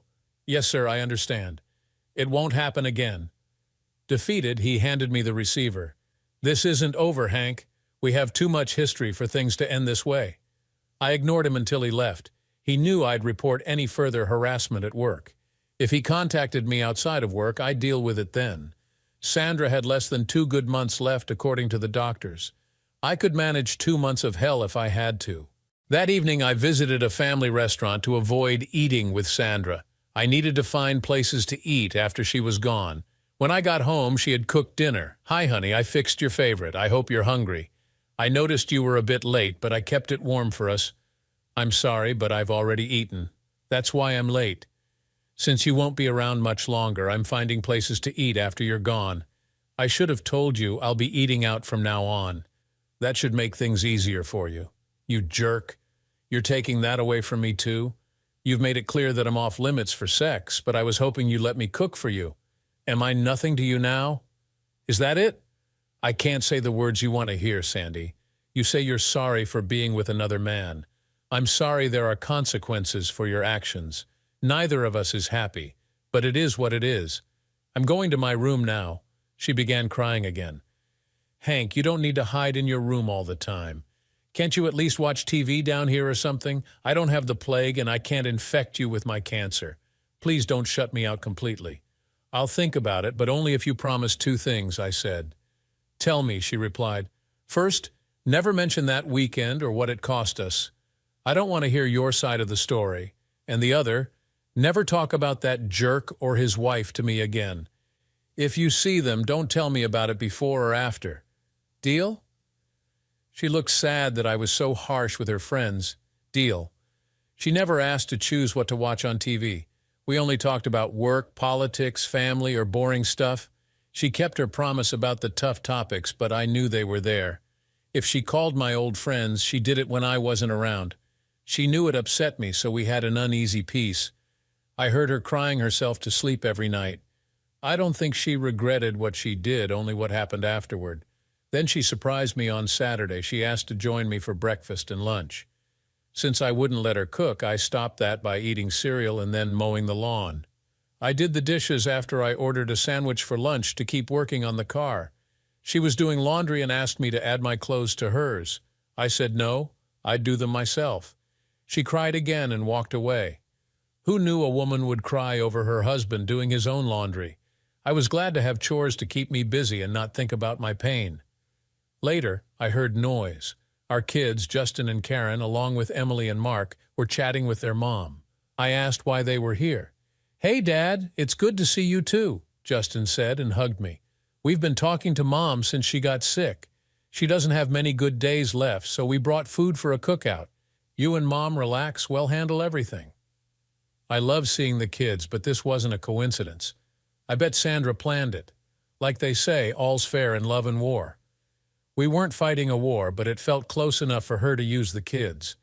An hour later, I was told the grill was clean and everything was ready. Sandra said, "Hank, honey, the kids want ice cream, but I need to get a few things. I'll be back soon," and left. As soon as she did, I felt attacked by my kids. Emily asked, "Daddy, can we talk?" "Of course," I said. She started, "Daddy, Mom and I talk a lot. We know about what she did with Uncle Bill. She told me. We were surprised, but now we understand. We get why it was hard for you, but you've had time to think. She won't do it again, and we believe her. This was just something she wanted to do before she died. Can't you forgive her? You haven't touched her since, and you stopped talking to Uncle Bill and Aunt Lisa. Dad, they've always been your best friends. Don't you see Uncle Bill was just helping someone who is dying? So, you think I should just forget about it?" I asked. All four of them nodded. I took a moment to gather my thoughts. I loved these people more than anything and didn't want to alienate them. Then an idea came to me. "Justin, you're my son. You know I'd die for you without a second thought, right?" "Sure, Dad. You've always been there for me. No doubt about it." "And Karen, as my son's wife, you know I love you too, don't you?" "I would die for you as well if I had to," I said. "Of course, Dad, and we love you just as much. All four of us would do anything for you and Mom." "That's why we're here, because we love both of you so much," she replied. "I'm glad to hear that, Karen. It makes it easier to ask this next question. As you know, I'm not getting any younger. Because of what your mother did, I've thought a lot about bucket lists, even my own. So, Justin, would you be willing to let Karen spend a weekend with me to fulfill a bucket list item? If she and I spent a weekend together like your mom and Bill did, it would show me that you mean what you say and are willing to back it up with actions. If you do that, maybe I could forgive your mother." "What? Are you crazy?" Justin shouted. Karen turned bright red at the suggestion. "There's no way I'd ever agree to that, Dad, not even if you were dying. I realize Karen isn't your blood relative, but it still feels like incest to me. I can't believe you'd even suggest it." He was furious. "Oh, you mean like Uncle Bill and your mom? That kind of thing?" I asked.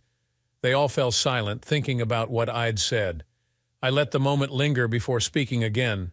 "Karen, I owe you and my son an apology. I would never ask such a thing, not even if I was dying. I asked to make a point. Justin, you said you wouldn't agree to it even if I was dying. Neither would I. It's easier for you to forgive your mom because you aren't married to her. But think about this, Justin. If Karen went with me and came back, would you look at her the same way again? Could you forgive her as easily as you're asking me to forgive your mother?" The room was silent as they thought it over. Then Justin nodded at Mark, and they shook hands. Emily hugged Karen. Justin turned to me. "Dad, you're right. Thanks for teaching us another important life lesson. We were only seeing this from Mom's perspective. We hadn't thought about it from your side, and you've opened our eyes. We don't love Mom any less and still want her to be happy until the end. But we understand that she lost the right to ask for your forgiveness when she did what she did. We agree with your feelings about Uncle Bill and Aunt Lisa, We're not taking sides.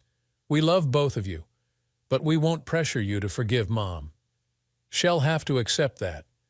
We'll be there for her in every way we can, but we won't support her using us to force you to forgive her. I couldn't be prouder of all four of you. I never wanted you to turn your backs on your mother.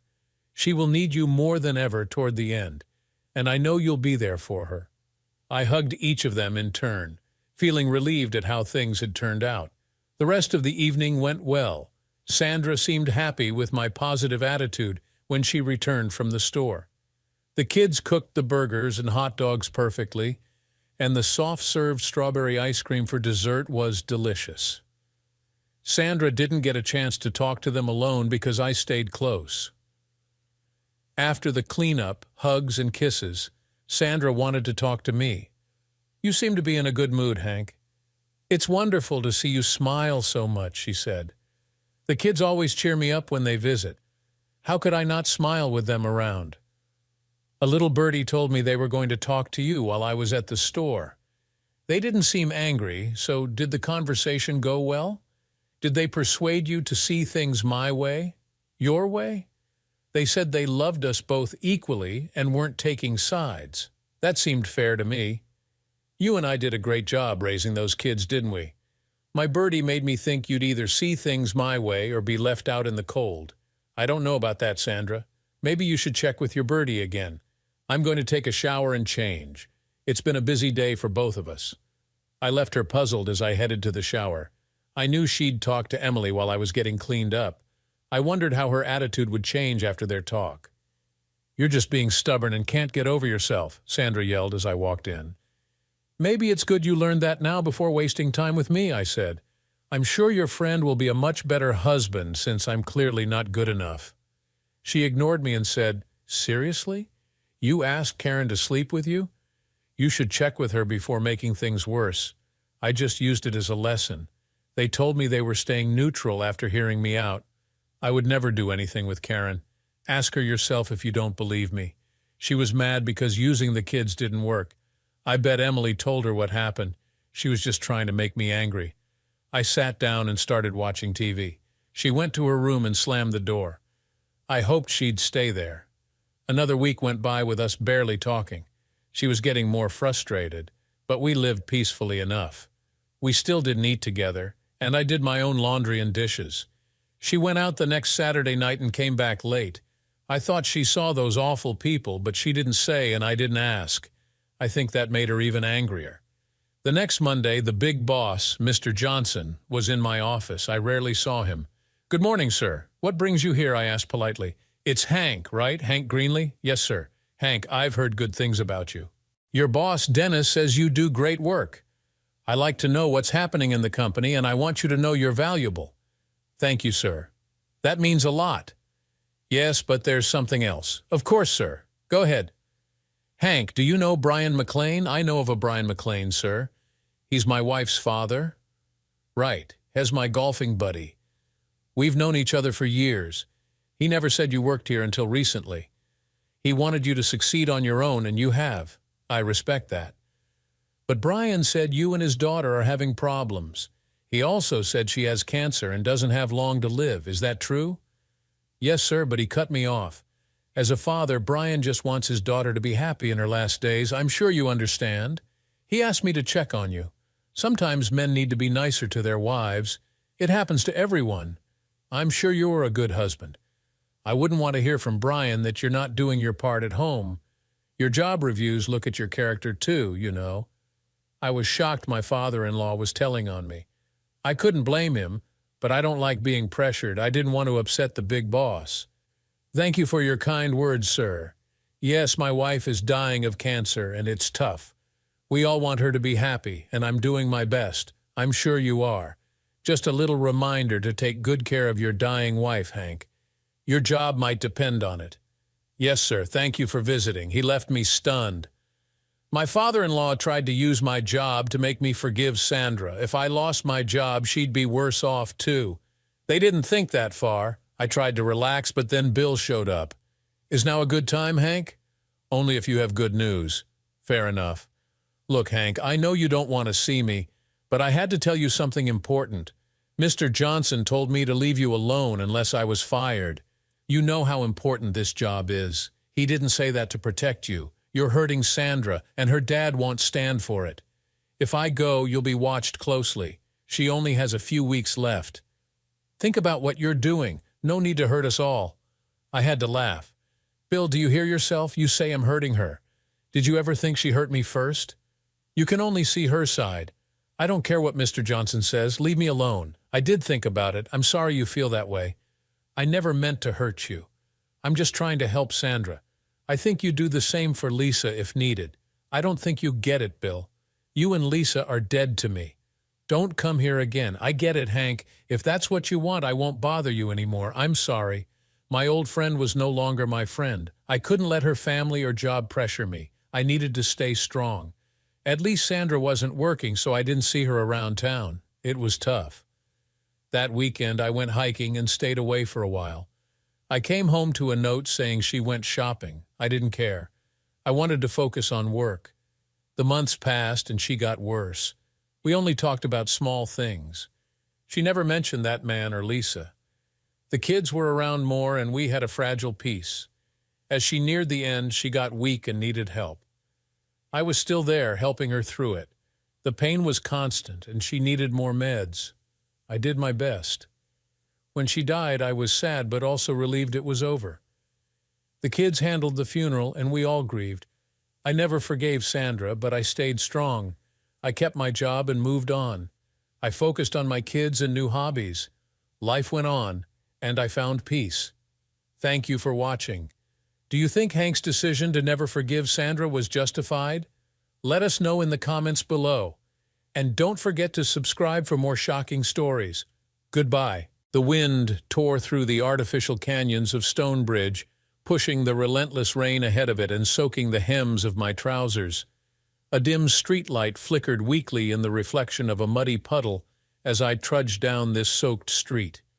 A bedraggled cat hissed at my feet from a soggy pile of cardboard scattered on the sidewalk.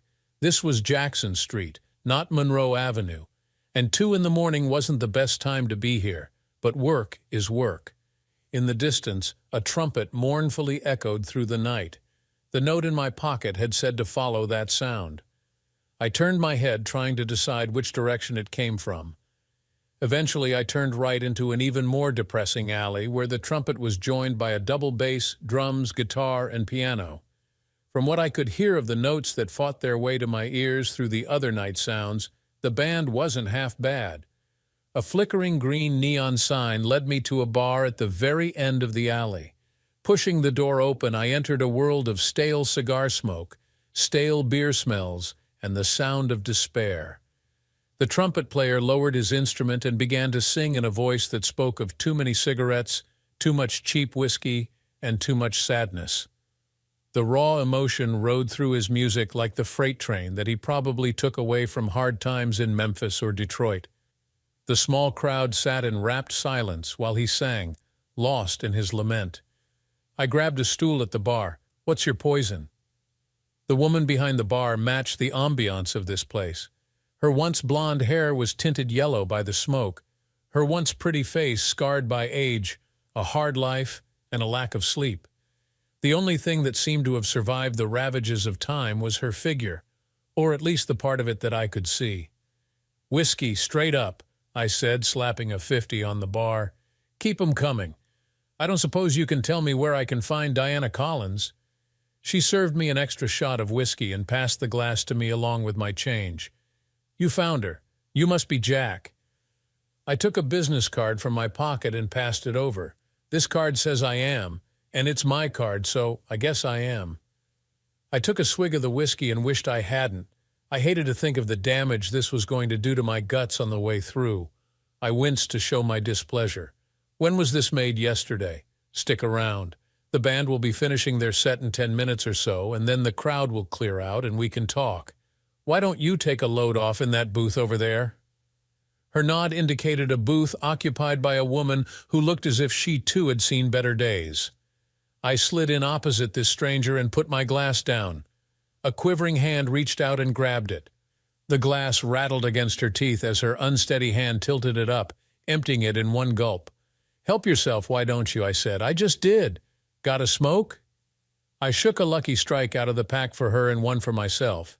She grabbed it like it was her last and didn't even bother to tap it on the table to tamp the tobacco before she stuffed it between her lipstick-smeared lips. I took the Zippo out of my jacket and lit hers before lighting mine, snapping it shut. "You looking for some fun?" "Nah, I gave it up for Lent." We sat in silence, each lost in our own separate worlds, me thinking about what Diana wanted from me, and she, well, I couldn't tell what world she inhabited. The band finished their set and put down their instruments. The fact that they weren't packing them away told me that they were coming back soon or that this was their regular gig. One by one, the customers shuffled out as the band moved over to the bar for one last free drink before heading out to wherever. My companion stood shakily to her feet. "You sure you don't want to take me home?" "Sorry, sweetheart, but I've got to get home to the missus." It was a lie, but she wasn't to know that. In fact, in an hour, she would have forgotten all about me. Diana locked the door and came and sat down in the booth. "I see you hit it off with Sally." She put another glass of whiskey in front of me. "That's to replace the one she took. You did that on purpose, didn't you?" I held it to my nose. It didn't singe my nose hairs, so I knew it was a different batch from the other stuff, probably last week's. I took a sip, and it slid down smoothly. "Nice. Private stock, is it?" "Yeah, I keep this for special clients. How can I help you?" "I want you to find my no-good husband." I could tell by the tone of her voice that there was no love lost between her and her missing husband. "I gather that you would prefer it if he turned up dead." "You gather right, but that's not to say you should kill him if you find him alive." The no-good son of a gun was not only stealing money from me, but he was putting it about with just about anyone, and he didn't care if I knew it. He even fooled around with your friend who just left. You're kidding me, right? No. I went out into the alleyway out back to toss some trash in the dumpster, and there he was with a 304. I got the picture. When was the last time you saw him? Right after I threw him out the door Monday before last. I had just had a visit from a couple of very big and mean-looking guys who told me they were collecting on behalf of one of the local bookies. It seems he was into them for several grand, and these guys suggested that if he didn't pay up and soon, he would regret it. I don't suppose you know the name of this bookie, do you? Bobby something or other? I didn't quite get the last name, if in fact they mentioned it, but I gather he is big time. They don't come much bigger. There's a good chance your husband is currently feeding the sharks at the bottom of the ocean. And I don't mean that he's down there with a copper ball over his head, holding out lumps of halite for them either. If he is, can you prove it? Probably not, but I might get lucky. You never know. I don't suppose you filed a missing persons report? I did, but it's probably not much use. They didn't seem terribly interested, especially after I told them that he owed Bobby money. I figure they came to the same conclusion you did. I'll call by tomorrow night to let you know how my investigation is getting on. I got up and walked out into a night of misery. It had come to this. Paul Briggs, my ex-partner, had left to set up his own agency about 4 months ago, taking my ex-wife with him. He was the money man of the Briggs-Walters detective agency, discretion guaranteed. I was the Walters part, and before you come up with a smart-ass remark about the name, let me tell you I've heard them all. I was the poor schmuck who did all the detecting. I drew wages, and he drew what was left. That wasn't the deal when we started out, but after he left, I found out that he had done a damn sight better from the business than I had. I went home and grabbed a couple of hours shut-eye before hitting the pavements. It didn't take long for me to find out that my man had run up a large tab with several bookies and was stalling for time, hoping for the big payout so that he could clear his debts. Like all gambling fools, he had lost sight of the fact that his chances of that big payout were on the same level as a snowball's chance of survival in hell. I got the impression that Bobby had lost patience with him, and I knew what that meant. All I had to do was prove it. So I paid a visit to Bobby. My first hurdle was to get by the goon at the front door of Bobby's office. "What do you want?" He made the Neanderthal man look intelligent. "I wish to see your boss. Straightforward enough request," I thought. "The boss ain't seeing no one, so shove off." I hit him with a hard right to the breadbasket that doubled him over, followed by a swift knee to the face. He stood there with blood streaming from his nose and a bewildered look on his ugly face. He thought about having a slug at me. A minute later, he had a second thought and decided against it. "Why don't you be a good fella and go and speak to your boss? All you have to do is tell him that Jack Walters would like a chat." I could hear him muttering my name over and over as he left. After several minutes, he came back. "The boss will see you." He looked hurt, but like a good boy, he let me by. I didn't knock. "Hi, Bobby. Long time no see." I held out my hand for him to shake. He ignored it and nodded towards a chair. "What do you want?" He made it sound as if I was wasting my time even talking to him, which I probably was. "Didn't you used to be Walters?" He chuckled. "I'm still Walters. Ask Neanderthal man at the front door. I'm looking for one of your clients who's gone missing." "You wouldn't happen to know where Mark Collins is, would you?" "Why would I? I don't get involved with petty hustlers like him. I didn't ask if you know him. What I asked was if you know where he is. What makes you think I know where he is?" "I would hazard a guess that he has met an untimely death and is shark bait. I could be wrong, mind you, but it seems that when anyone owes you as much as he did, they seem to end up that way, or at least there are rumors to that effect. Wise guy, aren't you? Okay, let's just say that I know what happened to him, but I don't know where he is. You should ask your ex-partner about that. Why, what has he got to do with this? He was contracted to carry out the hit, and I won't say who requested it and dispose of the body. I thanked him for his information and left, getting a nasty stare from the gorilla at the door. For fun, I shaped as if to have another shot at him, and he cowered against the wall. Bobby will probably have to look for another goon. My next port of call was at the new swish modern office of my former partner. His receptionist looked familiar after all. I had been married to her for several years. "You look great, doll. Now can I have a chat with Paul?" Her real name was Donna, but I'd squeezed it down to doll, and she hated me for that, among other things. The look that she gave me told me that she still couldn't stand my efforts at humor. She flicked a switch on the gizmo on her desk. I'd get one for myself if I had someone to flick the switch, and his voice came through the speaker. "Yes, sweetheart, what is it? Jack is here and wants to speak to you. Send him in." I went in and found him sitting at his desk, trying to look as if he was flat out with work. I knew better, and it didn't fool me. "What do you want?" he said angrily. "I don't know why he should be angry with me. I didn't walk out on him and take his wife with me. I didn't take the company's client records with me, thinking that I had all of the business sewn up and not having to live with the fact that the clients remained loyal to me, and when he called on them, they told him to shove his agency up his butt.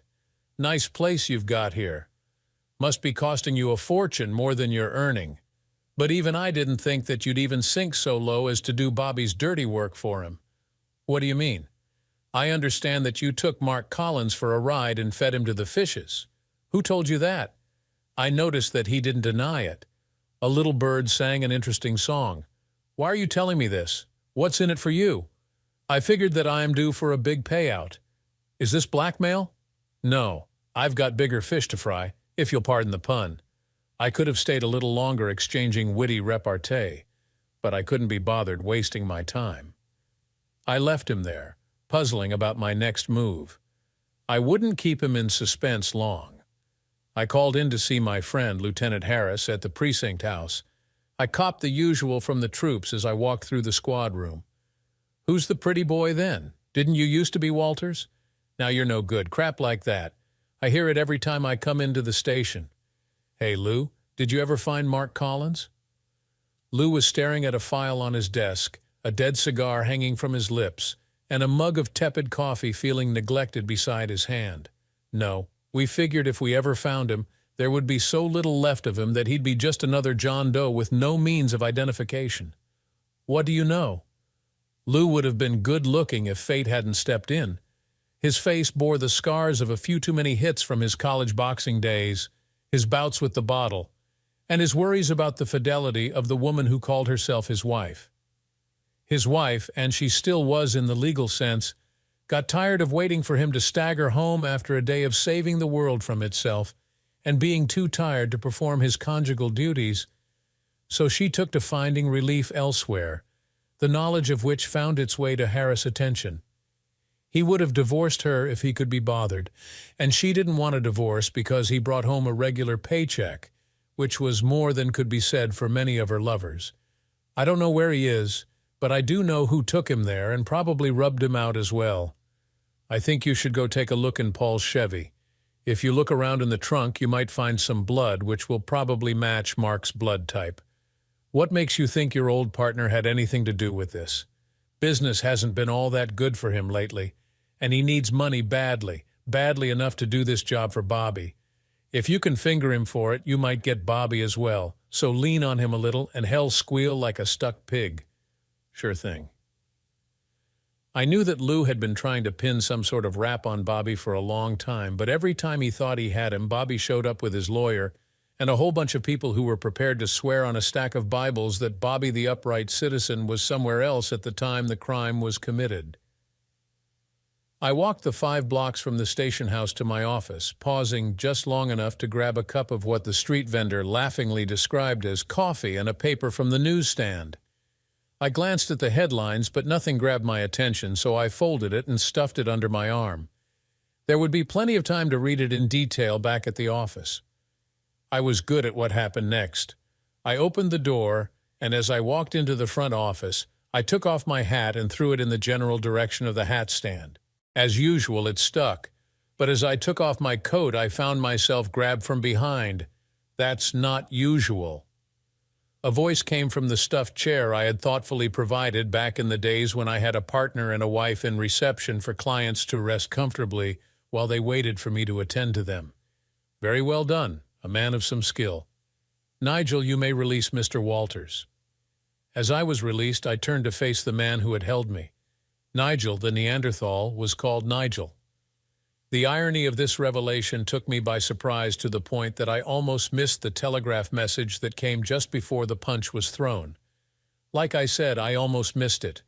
Unfortunately for the ponderous Nigel, I hit him low down in the body, and as he lurched forward, I chopped him with a looping left to the jaw. He went down like a poleaxe steer, and I filed away in my memory that Nigel had a glass jaw. What do you want, Bobby?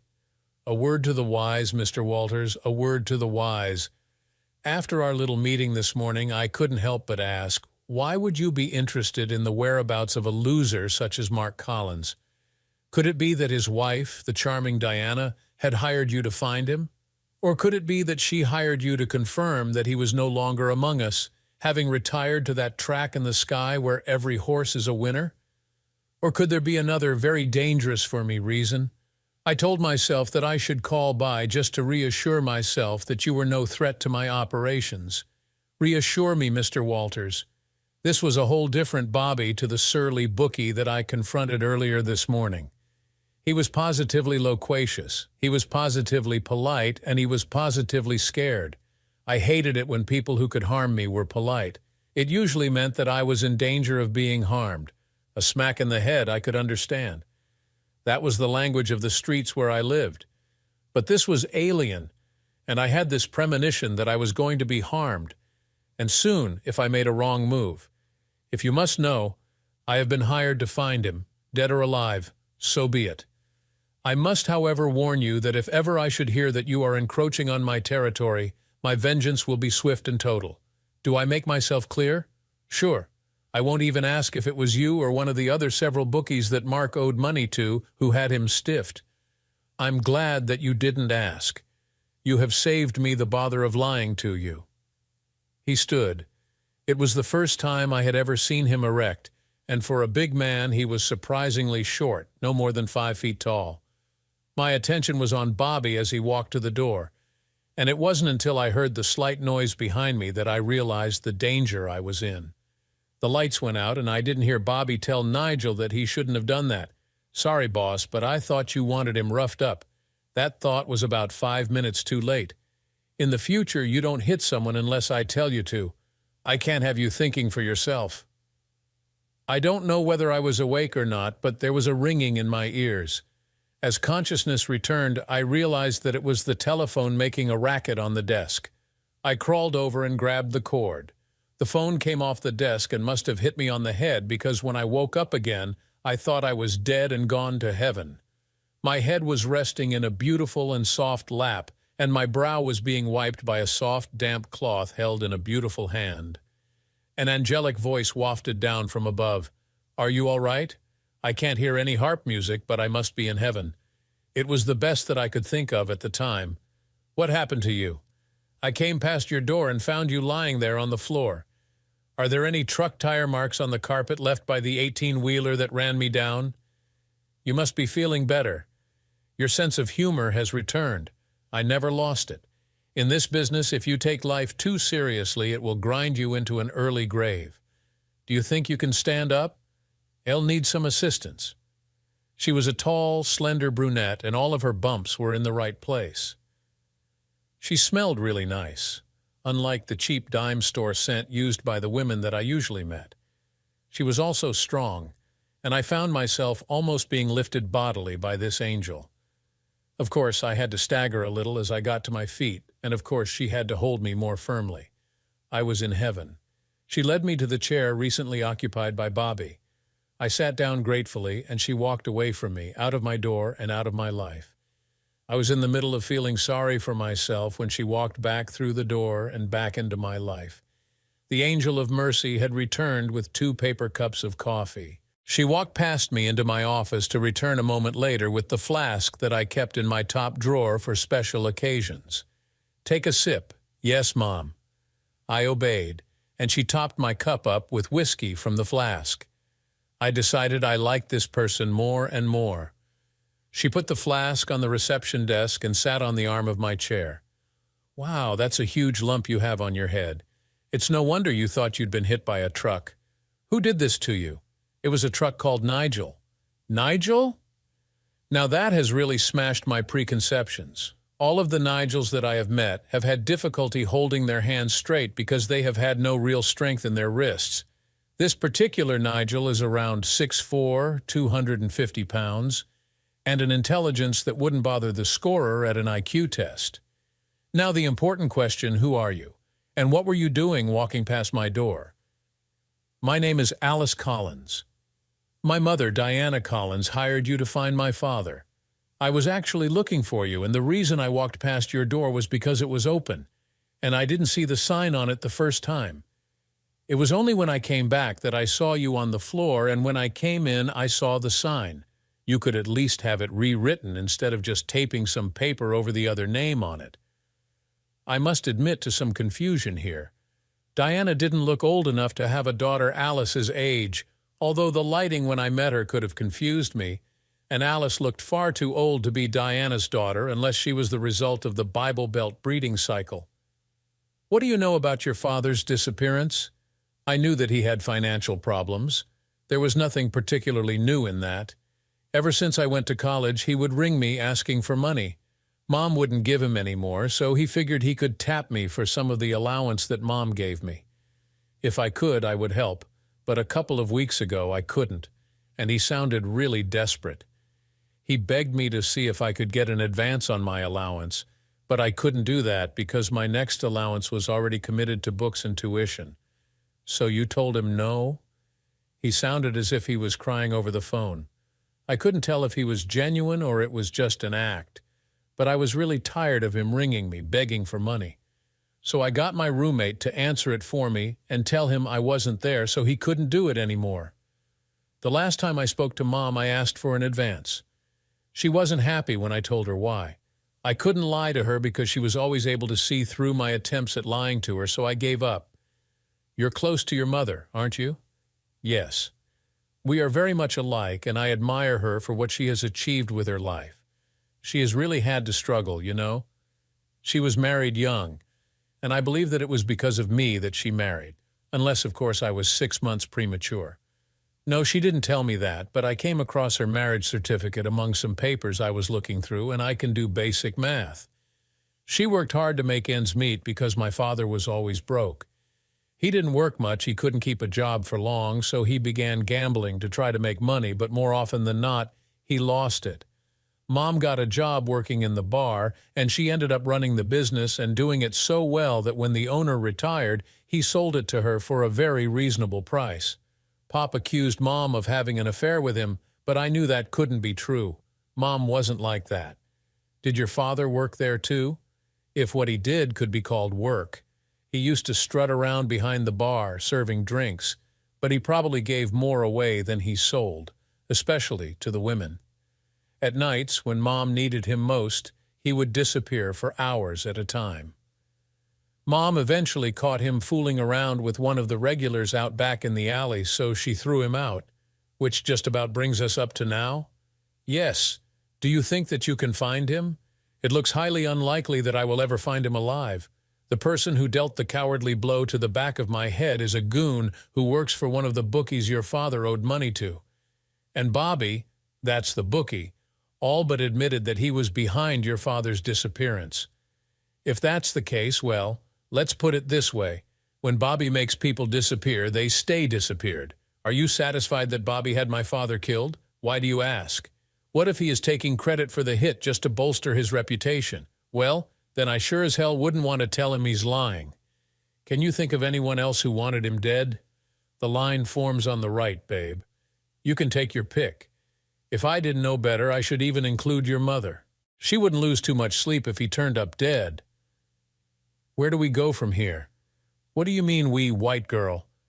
I want to help. I want to be there when the answer is found, whatever that is. It could get nasty. We're not dealing with the organizers of a Sunday school picnic here. I'm a big girl. I'll take my chances. Speaking of big, just how old are you? I'm 22. I'll be 23 next month. How old is Diana? I wouldn't have put her much past 40. Good guess. She has only just turned 40, although I wouldn't mention that to her. She's a little sensitive about that milestone. What do you like in your coffee? When I said help, I meant the real thing, not just running errands. Okay, you stay here, and I'll get the coffee. How do you like yours? Black strong with 3 sugars. Actually, if you get it from the delicatessen downstairs, just tell them it's for me. They know how I like it. When she returned, it had taken longer than I thought it would. She had this strange look on her face. I've been having an interesting conversation with the people downstairs. You've had a hard time of it of late, haven't you? You can't believe everything that you're told, especially not from those gossip mongers. Your partner left and took your wife with him. That must have hurt. Yeah, it did. Now, can we drop the subject? All right, consider it dropped. Now what do we do? Are we out to rough someone up to get him to talk? You've been reading too many dime store novels for your own good. It doesn't work that way. It's usually just a lot of boring foot slogging. Okay then, let's go. Yeah, boss. Right, boss. Anything you say, boss. Just how high would you like me to jump, boss? Sorry, that's what comes from being my mother's daughter. I took my coffee and walked into my office and sat down. By the time Alice had thought about it and followed me in, I had taken a notepad from my top drawer and was making a list. What's that? Alice asked, pointing to the list. My grocery shopping for the week. No, it's a list of what I know, what I suspect, and what I need to confirm before I venture forth. Oh, what do you know for sure? Monday 2 weeks ago, your mother caught your father in a compromising position with the beautiful Sally and decided that she'd had enough of him, so she threw him out. This was just after she had a visit from a couple of Bobby's thugs demanding money with menaces. Since then, nothing has been known of his whereabouts or whether he is, in fact, still with us. I know that he is in all probability dead. And if that is the case, I know who it was that would have carried out the dastardly deed. What I don't know is where the body is, that is, if there is one. Who ordered the hit? Although our friend Bobby is the prime suspect for that. And just how he met his untimely demise. What I need to confirm is the identity of the person who ordered the hit, where the body is, if there is one. If not, where the elusive Mark is now. It could be that he is lying low with one of his lady friends. In fact, that would be a good place to start a trip to see Diana for some directions, I think. I locked the door behind us and we walked down the stairs. Why don't we use the elevator? This way is quicker. Once on the pavement, I began looking for a cab. One thing that is certain in this world is that when you need a cab to get somewhere, there is never one around. And by the time I saw one cruising towards us, it would have been a waste of time hailing it. We were that close to our destination. Don't you have a vehicle of your own? No, there's too much trouble in this part of town. You can never find a park when you need one, and even if you do, you would be very lucky to find your wheels still on it when you returned. The bar was open, so we went inside. There was a layer of smoke drifting through the room. It hadn't quite filled the space between floor and ceiling. Give it time. What are you doing here? I was just about to come up with some sort of witty retort when I realized that the question was directed at Alice. Why aren't you at college? I had to come and see what was happening. Pop hadn't called asking for money in over a week, and then you tell me that he is missing, but you didn't seem concerned about him. I found out that Jerry was helping out, so I wanted to see if I could help in any way.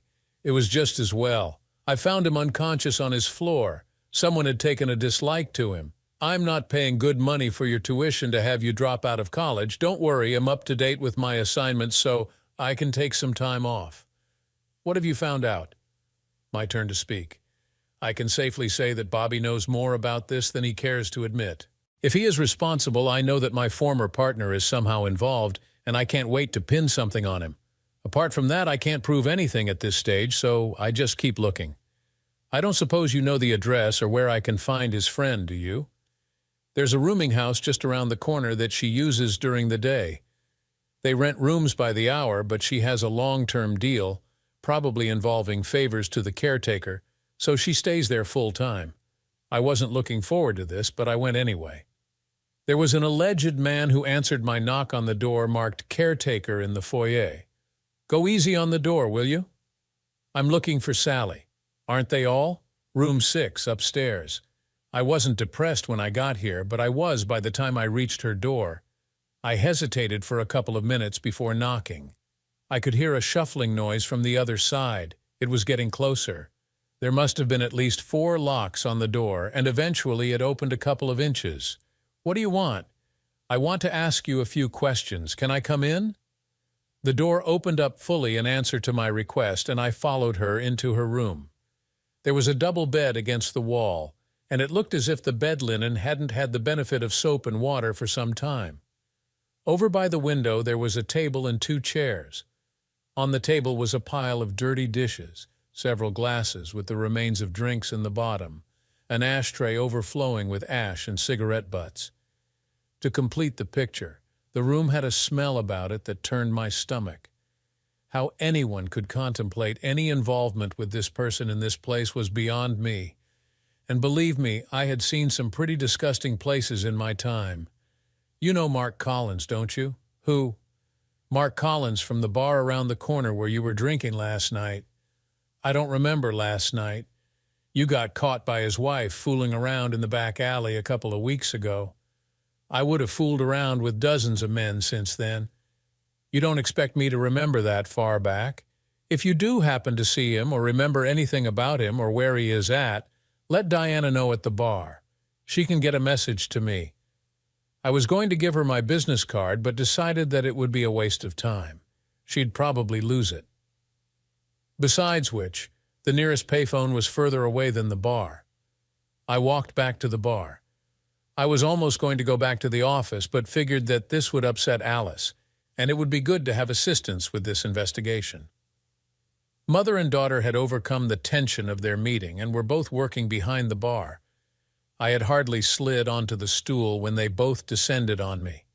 Diana paused just long enough to pour both of us a double from the bottle of good stuff under the bar. She slid mine across to me. "Where's mine?" Alice asked. "You're too young to drink. I've drunk before in this place. You will not be served a drink until you're 21. Do you think I want to lose my license?" "Alice, how did you know that I was looking for your father?" "I went to the police and spoke with Lieutenant Harris, and he told me that you had been in asking questions this morning, and he told me where your office was. By the way, he said to tell you that your ex-partner isn't happy with you after they impounded his car. Boo-hoo to him. I'm not about to lose sleep over him." There was a meet at the local track today, so I thought that I could kill several birds with one stone by attending. I also thought that it would do my reputation no harm at all to be seen with a gorgeous young thing called Alice, so I invited her along. Where are we going and what are we going to do? We're going to the track where all of the self-respecting bookies hang out. We will wind our way to the mounting yard where they congregate to check out the horses before the off. The track was crowded for a midweek meeting, and we had to force our way through the punters to get to the mounting yard. We stopped just inside the entrance, and I pointed out the bookies to her.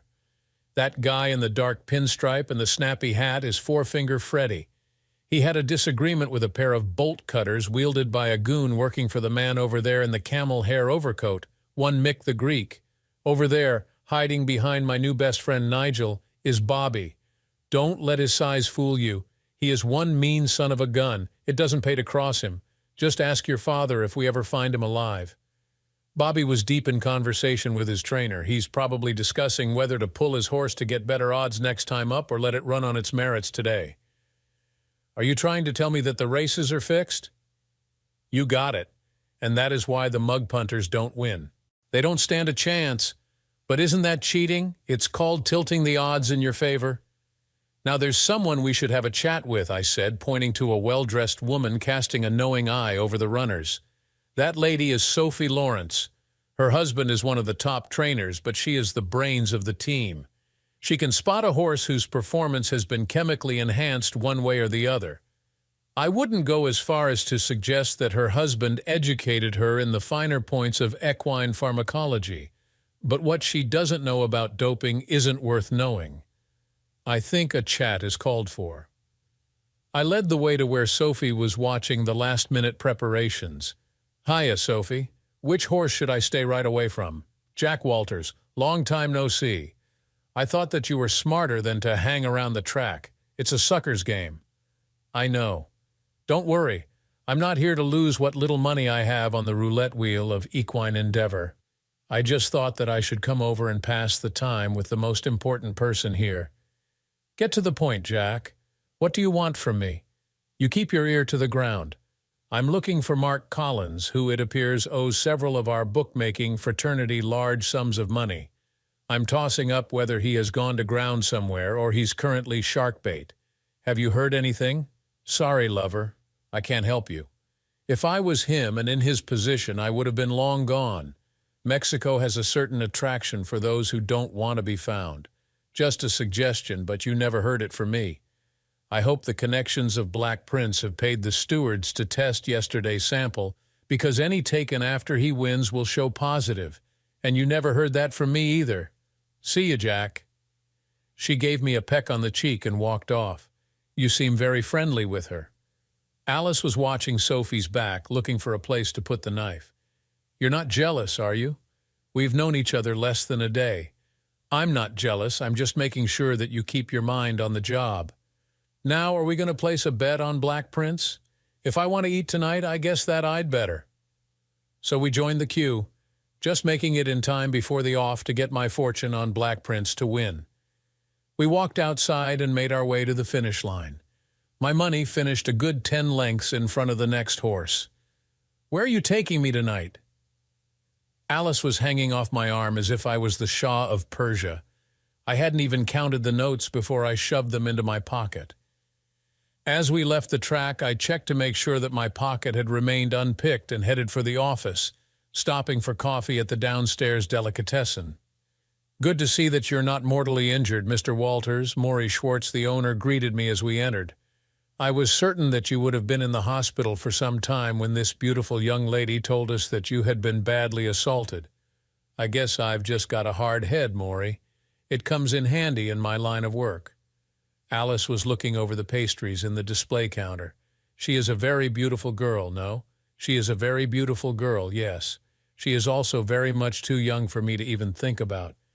Mr. Walters, you should never stop thinking about such things. Touching is another matter. Please, may I have a couple of these pastries? Alice was pointing at some pastries that would send my blood sugar levels through the roof. Certainly, my dear. Are they just for you, or do you want enough for Mr. Walters as well? Sufficient for both of us, then. 4 it should be. He picked 4 from the display and placed them in a bag. I noticed that Alice made no attempt to pay him, so I had to peel off some more money from my winnings. When are we going to Mexico? Alice was sitting on my desk, her stocking-clad legs dangerously close to my hands, fingering cream from the side of her mouth and sucking it off her finger. The way that she sucked her finger had me disturbed. This was not something taught in the best schools. Who said we were going to Mexico? I thought that the lady at the track, who you forgot to introduce me to, by the way, as much as told you that that was where Dad was hiding. She was just saying that if he was smart, and someone who owes bookies as much as he does hardly qualifies as smart, that would be where he could possibly be hiding. It was a long way from telling me that he was definitely there. But you will try to find him, won't you?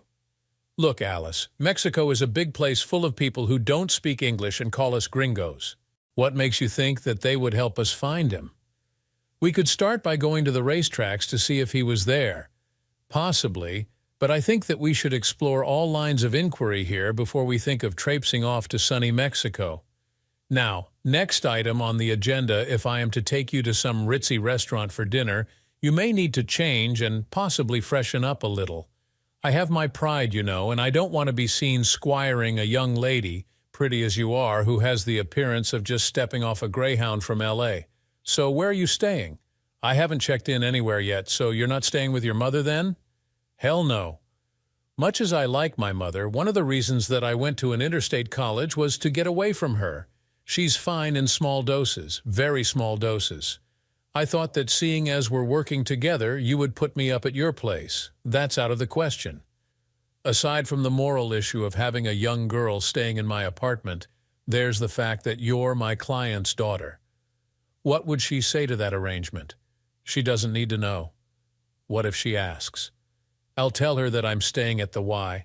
I'll give Alice this for a pushy broad. She's fun to be with. We went to my apartment and I waited while she did what she had to do in the bathroom. Then I hit the shower. I was just lathering up the important bits when I heard her come into the bathroom. Sorry, but I forgot something. I could see her take a quick look at me before turning away and leaving the room. One part of me was feeling disturbed again, while another part was hoping that she was impressed with what she saw. I'm going to have to stop having these thoughts. After her primping, she looked stupendous and out of the league of the bar and grill I was going to take her to. So I had to change my plans quickly and call a restaurant that owed me a favor and make a reservation. She was no slouch when it came to eating. She reached across the table and took a couple of fries from my plate, stuffing them into her mouth like she was savoring a rare delicacy. I'm really going to have to stop having these thoughts. Tell me about your ex-partner. Did he really run off with your wife? Yeah, they apparently had been lovers for some time. While I was out detecting, he was in my wife. They're now getting everything that they deserve. Their business isn't as profitable as they had hoped.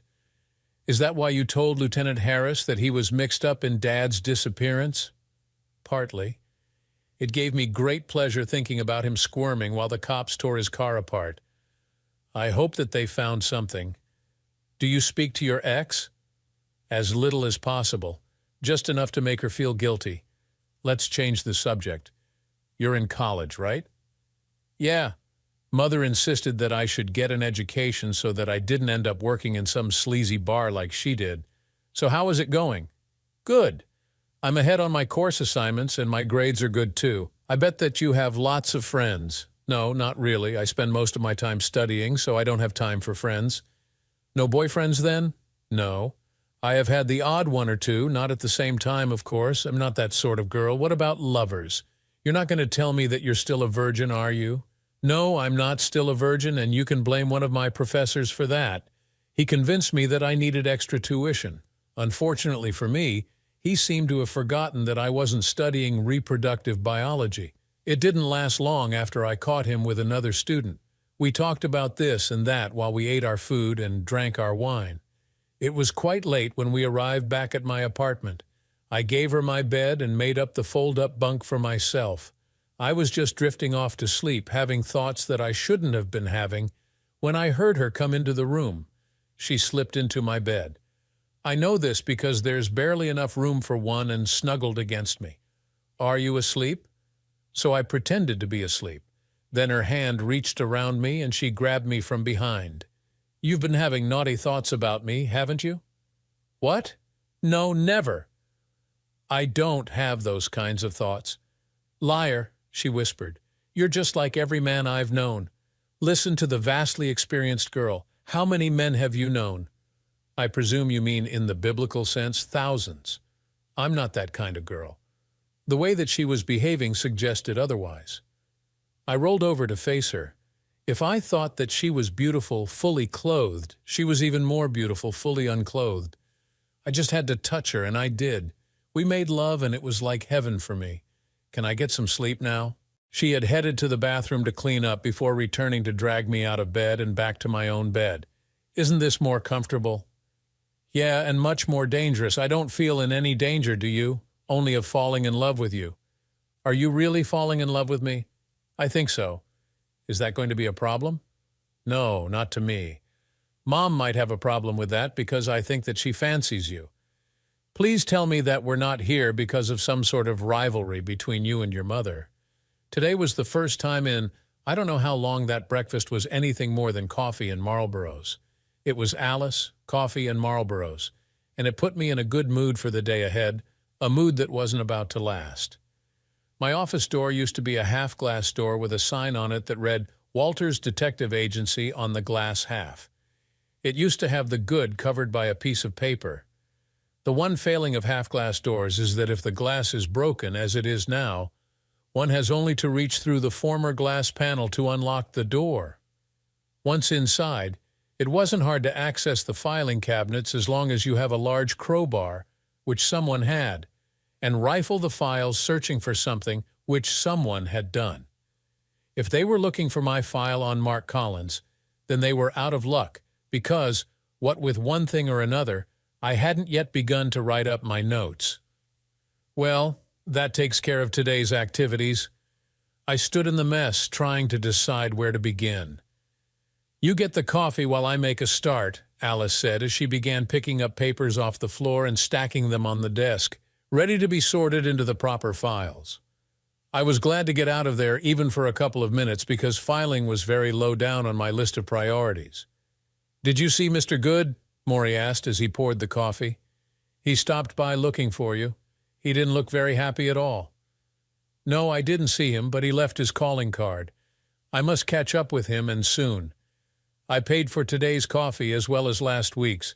The track winnings have certainly come in handy. My mind was turning over this latest development when my path up the stairs was blocked by, you guessed it, Nigel. And behind him, I could make out the diminutive form of Bobby and the struggling form of Alice. Before you decide to be a hero, Mr. Walters, you should cast your eye on Miss Collins. I cast and saw a small silver-plated handgun. What do you want, Bobby? I want to be brought up to date with your inquiries. It would appear that you have been somewhat remiss in your report writing. Is that why your tame goon was ransacking my office? Yes, I sent him to check your progress with you, but he found nothing. That's because there was nothing to find. I'm no further on with my investigation than I was the last time we spoke. Now, would you be so kind as to unhand the young lady? Very well, but I must warn you again that if you don't appraise me of your findings, I will be forced to harm this lovely thing. Or better yet, let Nigel have his way with her. He sounded as if he spent his spare time reading Mr. Webster's dictionary. As I stepped to one side to allow the large Nigel to pass me, he took a swing at me. His telegraph was working much better than his swing, and I was able to avoid colliding with his massive fist. Because he missed me, it threw him off balance, and when I shoved my foot across his path, he fell, tumbling down the stairs and crashing against the wall of the landing, loosening lumps of wall plaster that crashed onto his head, giving him a bad case of dandruff. Most impressive, Mr. Walters. I trust that you will not attempt the same maneuver with me, otherwise my finger might just tighten on this trigger with unfortunate consequences for Miss Collins, and you wouldn't want that, would you? And I trust that you will not contemplate harming the future Mrs. Walters, or I might just get a little peeved if you get my drift. I think we understand each other, Mr. Walters. I hope so. And while we are in this cooperative frame of mind, would you pass a message on to my former partner for me? Would you tell him that the next time he even thinks about trashing my office, I'll do more than have the police demolish his car? I'll pass on your message, although he is still angry with you. He shoved the gun into the inside pocket of his snappy coat and walked down the stairs, stepping over the still-prone form of Nigel. "Come, Nigel, I don't pay you to lie around all day." Nigel grumbled to his feet and ambled after his boss. "What do you mean, the future Mrs. Walters?" Alice was having a hard time hiding her disgust as she sipped her coffee.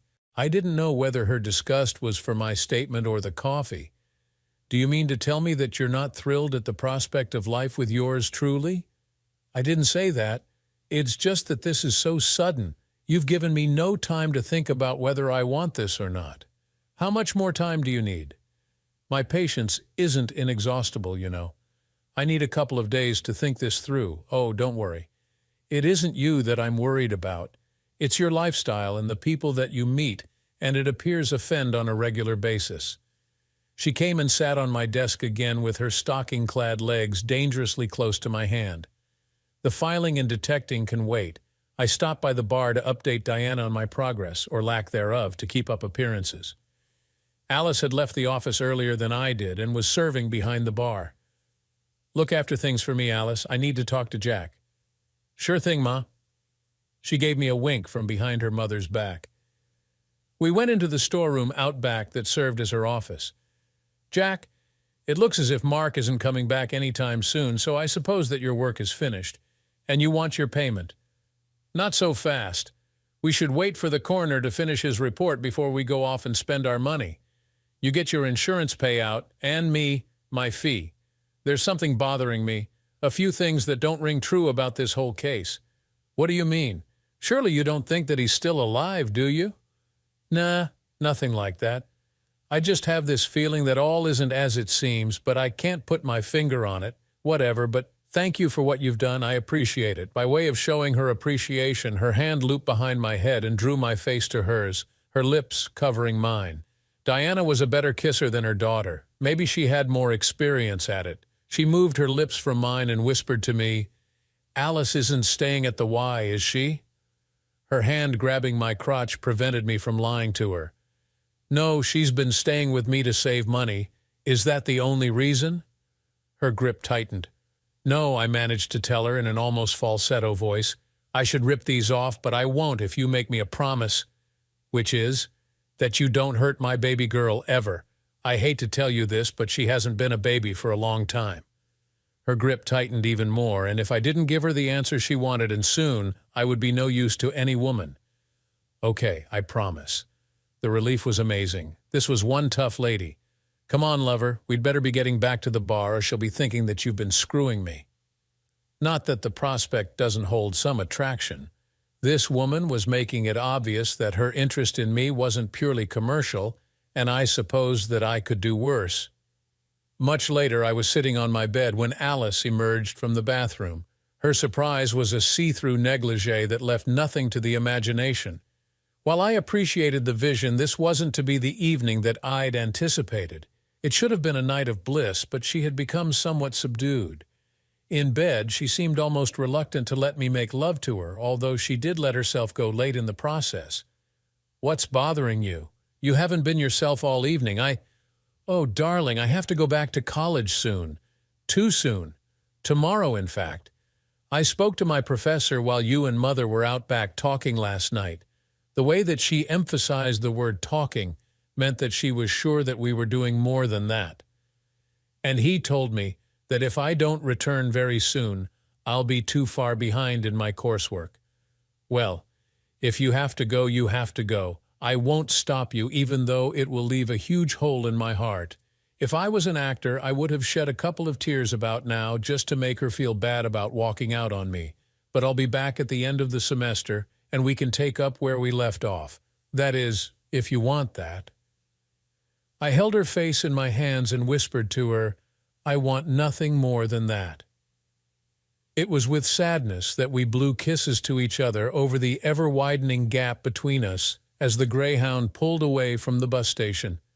Through the sadness, that uneasy feeling returned, and I had work to do. Calloway was putting the finishing touches to his report to the coroner when I emerged from the gauntlet of wisecracks from the cops. "Hi, Lou. How is the case going?" "Just about got it wrapped up.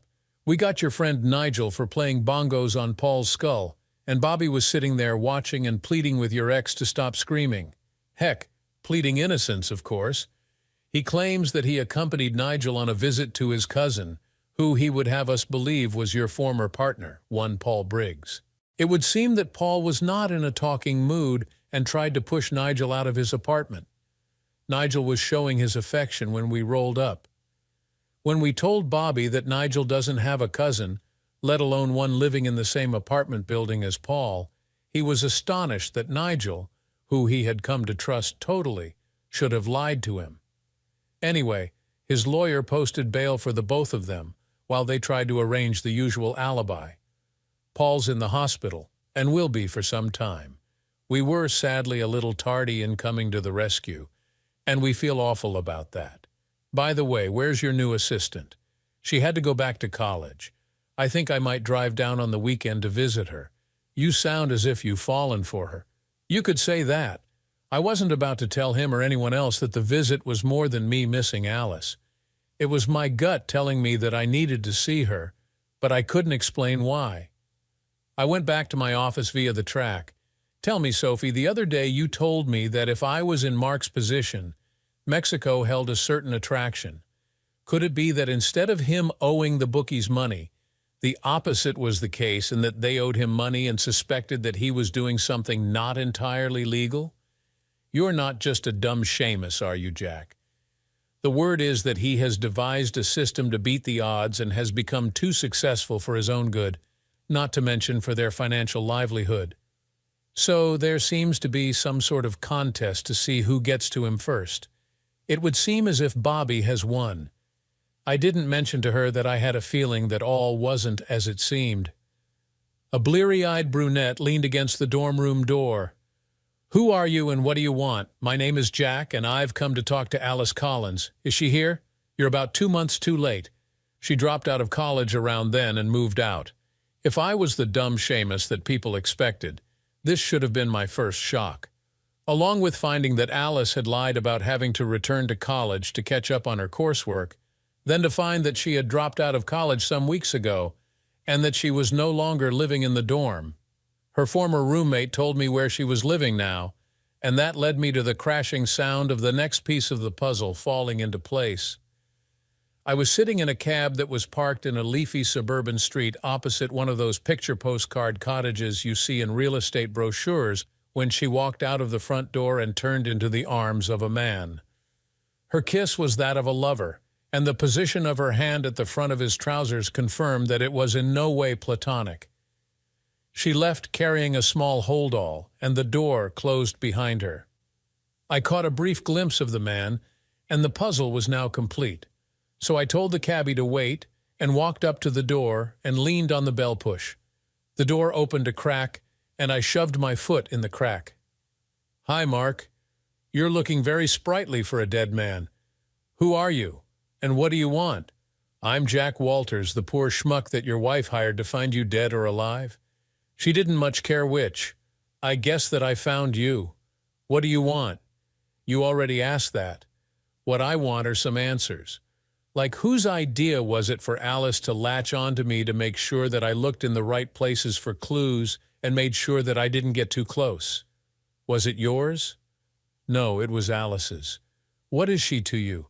And don't try to tell me that she's just your daughter.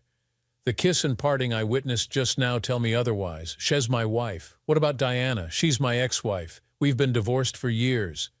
But you still work in her bar?" "It's her bar. She took me in after my last affair. I didn't tell her that I had remarried. Was the affair with Sally real?" "Yes, and with several other women." "Why did Alice come to me? Was it your idea?" "No, it was her idea, but I thought it was a good one because she could keep you off the scent, so to speak." "And you let her go through all of this just to save your skin?"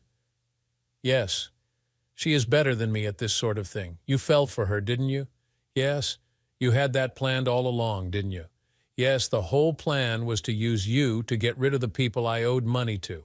I was just going to disappear for a while, and when the heat died down, we were going to come back and live off the profits from the system. I guess we should have left earlier. You know what I'm going to do now? Yes, you're going to kill me. No, you're going to call Bobby and tell him where he can find you, and if you don't, I'll tell him myself. His face drained of what color it had, and he realized that he wasn't going to escape his fate. Please don't do that. We'll disappear. You'll never hear from us again. I swear it. If you don't make the call, you won't have to disappear. Okay, I'll do it. But I have one condition: that you give me a little time to tell Alice. I reached into my jacket and showed him my gun. If she's not here in an hour, I'll find her and tell her what's about to happen. When Alice turned up just on the hour, she was surprised to see me in the same cab that I took from the dorm. Jack, what are you doing here? I was about to ask you the same question. You said that you were going back to college, but you've dropped out. Then there's the little matter of you lying to me about your relationship with Mark. What did he tell you? That you're his wife, not his daughter. Yes, that's true. Why are you sitting out here? Why don't you come in? I'm just making sure that you and your husband don't escape before you make that phone call. Come on, let's go inside. Why don't you just let us go? Because I don't like being played for a fool. I've had too many people play me, and I'm not going to let this go unpunished. Now either Mark calls Bobby or I will. Jack, be reasonable. Reasonable? Do you think I would be reasonable after all this? Jack, I love you. Love me? If you loved me, you wouldn't have gone to all that trouble to lie to me. Now go inside and tell Mark to make the call. Alice was crying, and she reluctantly went inside. After what seemed an eternity, she came out and told me that Mark had called Bobby. I knew it was over for them. I left without another word, knowing that Bobby would take care of Mark Collins. The only thing that mattered was that the case was closed, and so was my heart. Alice had broken it, and there was no coming back from that. Thanks for sticking around until the end of this intense story. What do you think? Did Jack do the right thing by letting Bobby take care of Mark, or should he have handled things differently? Drop your thoughts in the comments, and don't forget to like, share, and subscribe for more gripping tales. See you in the next one.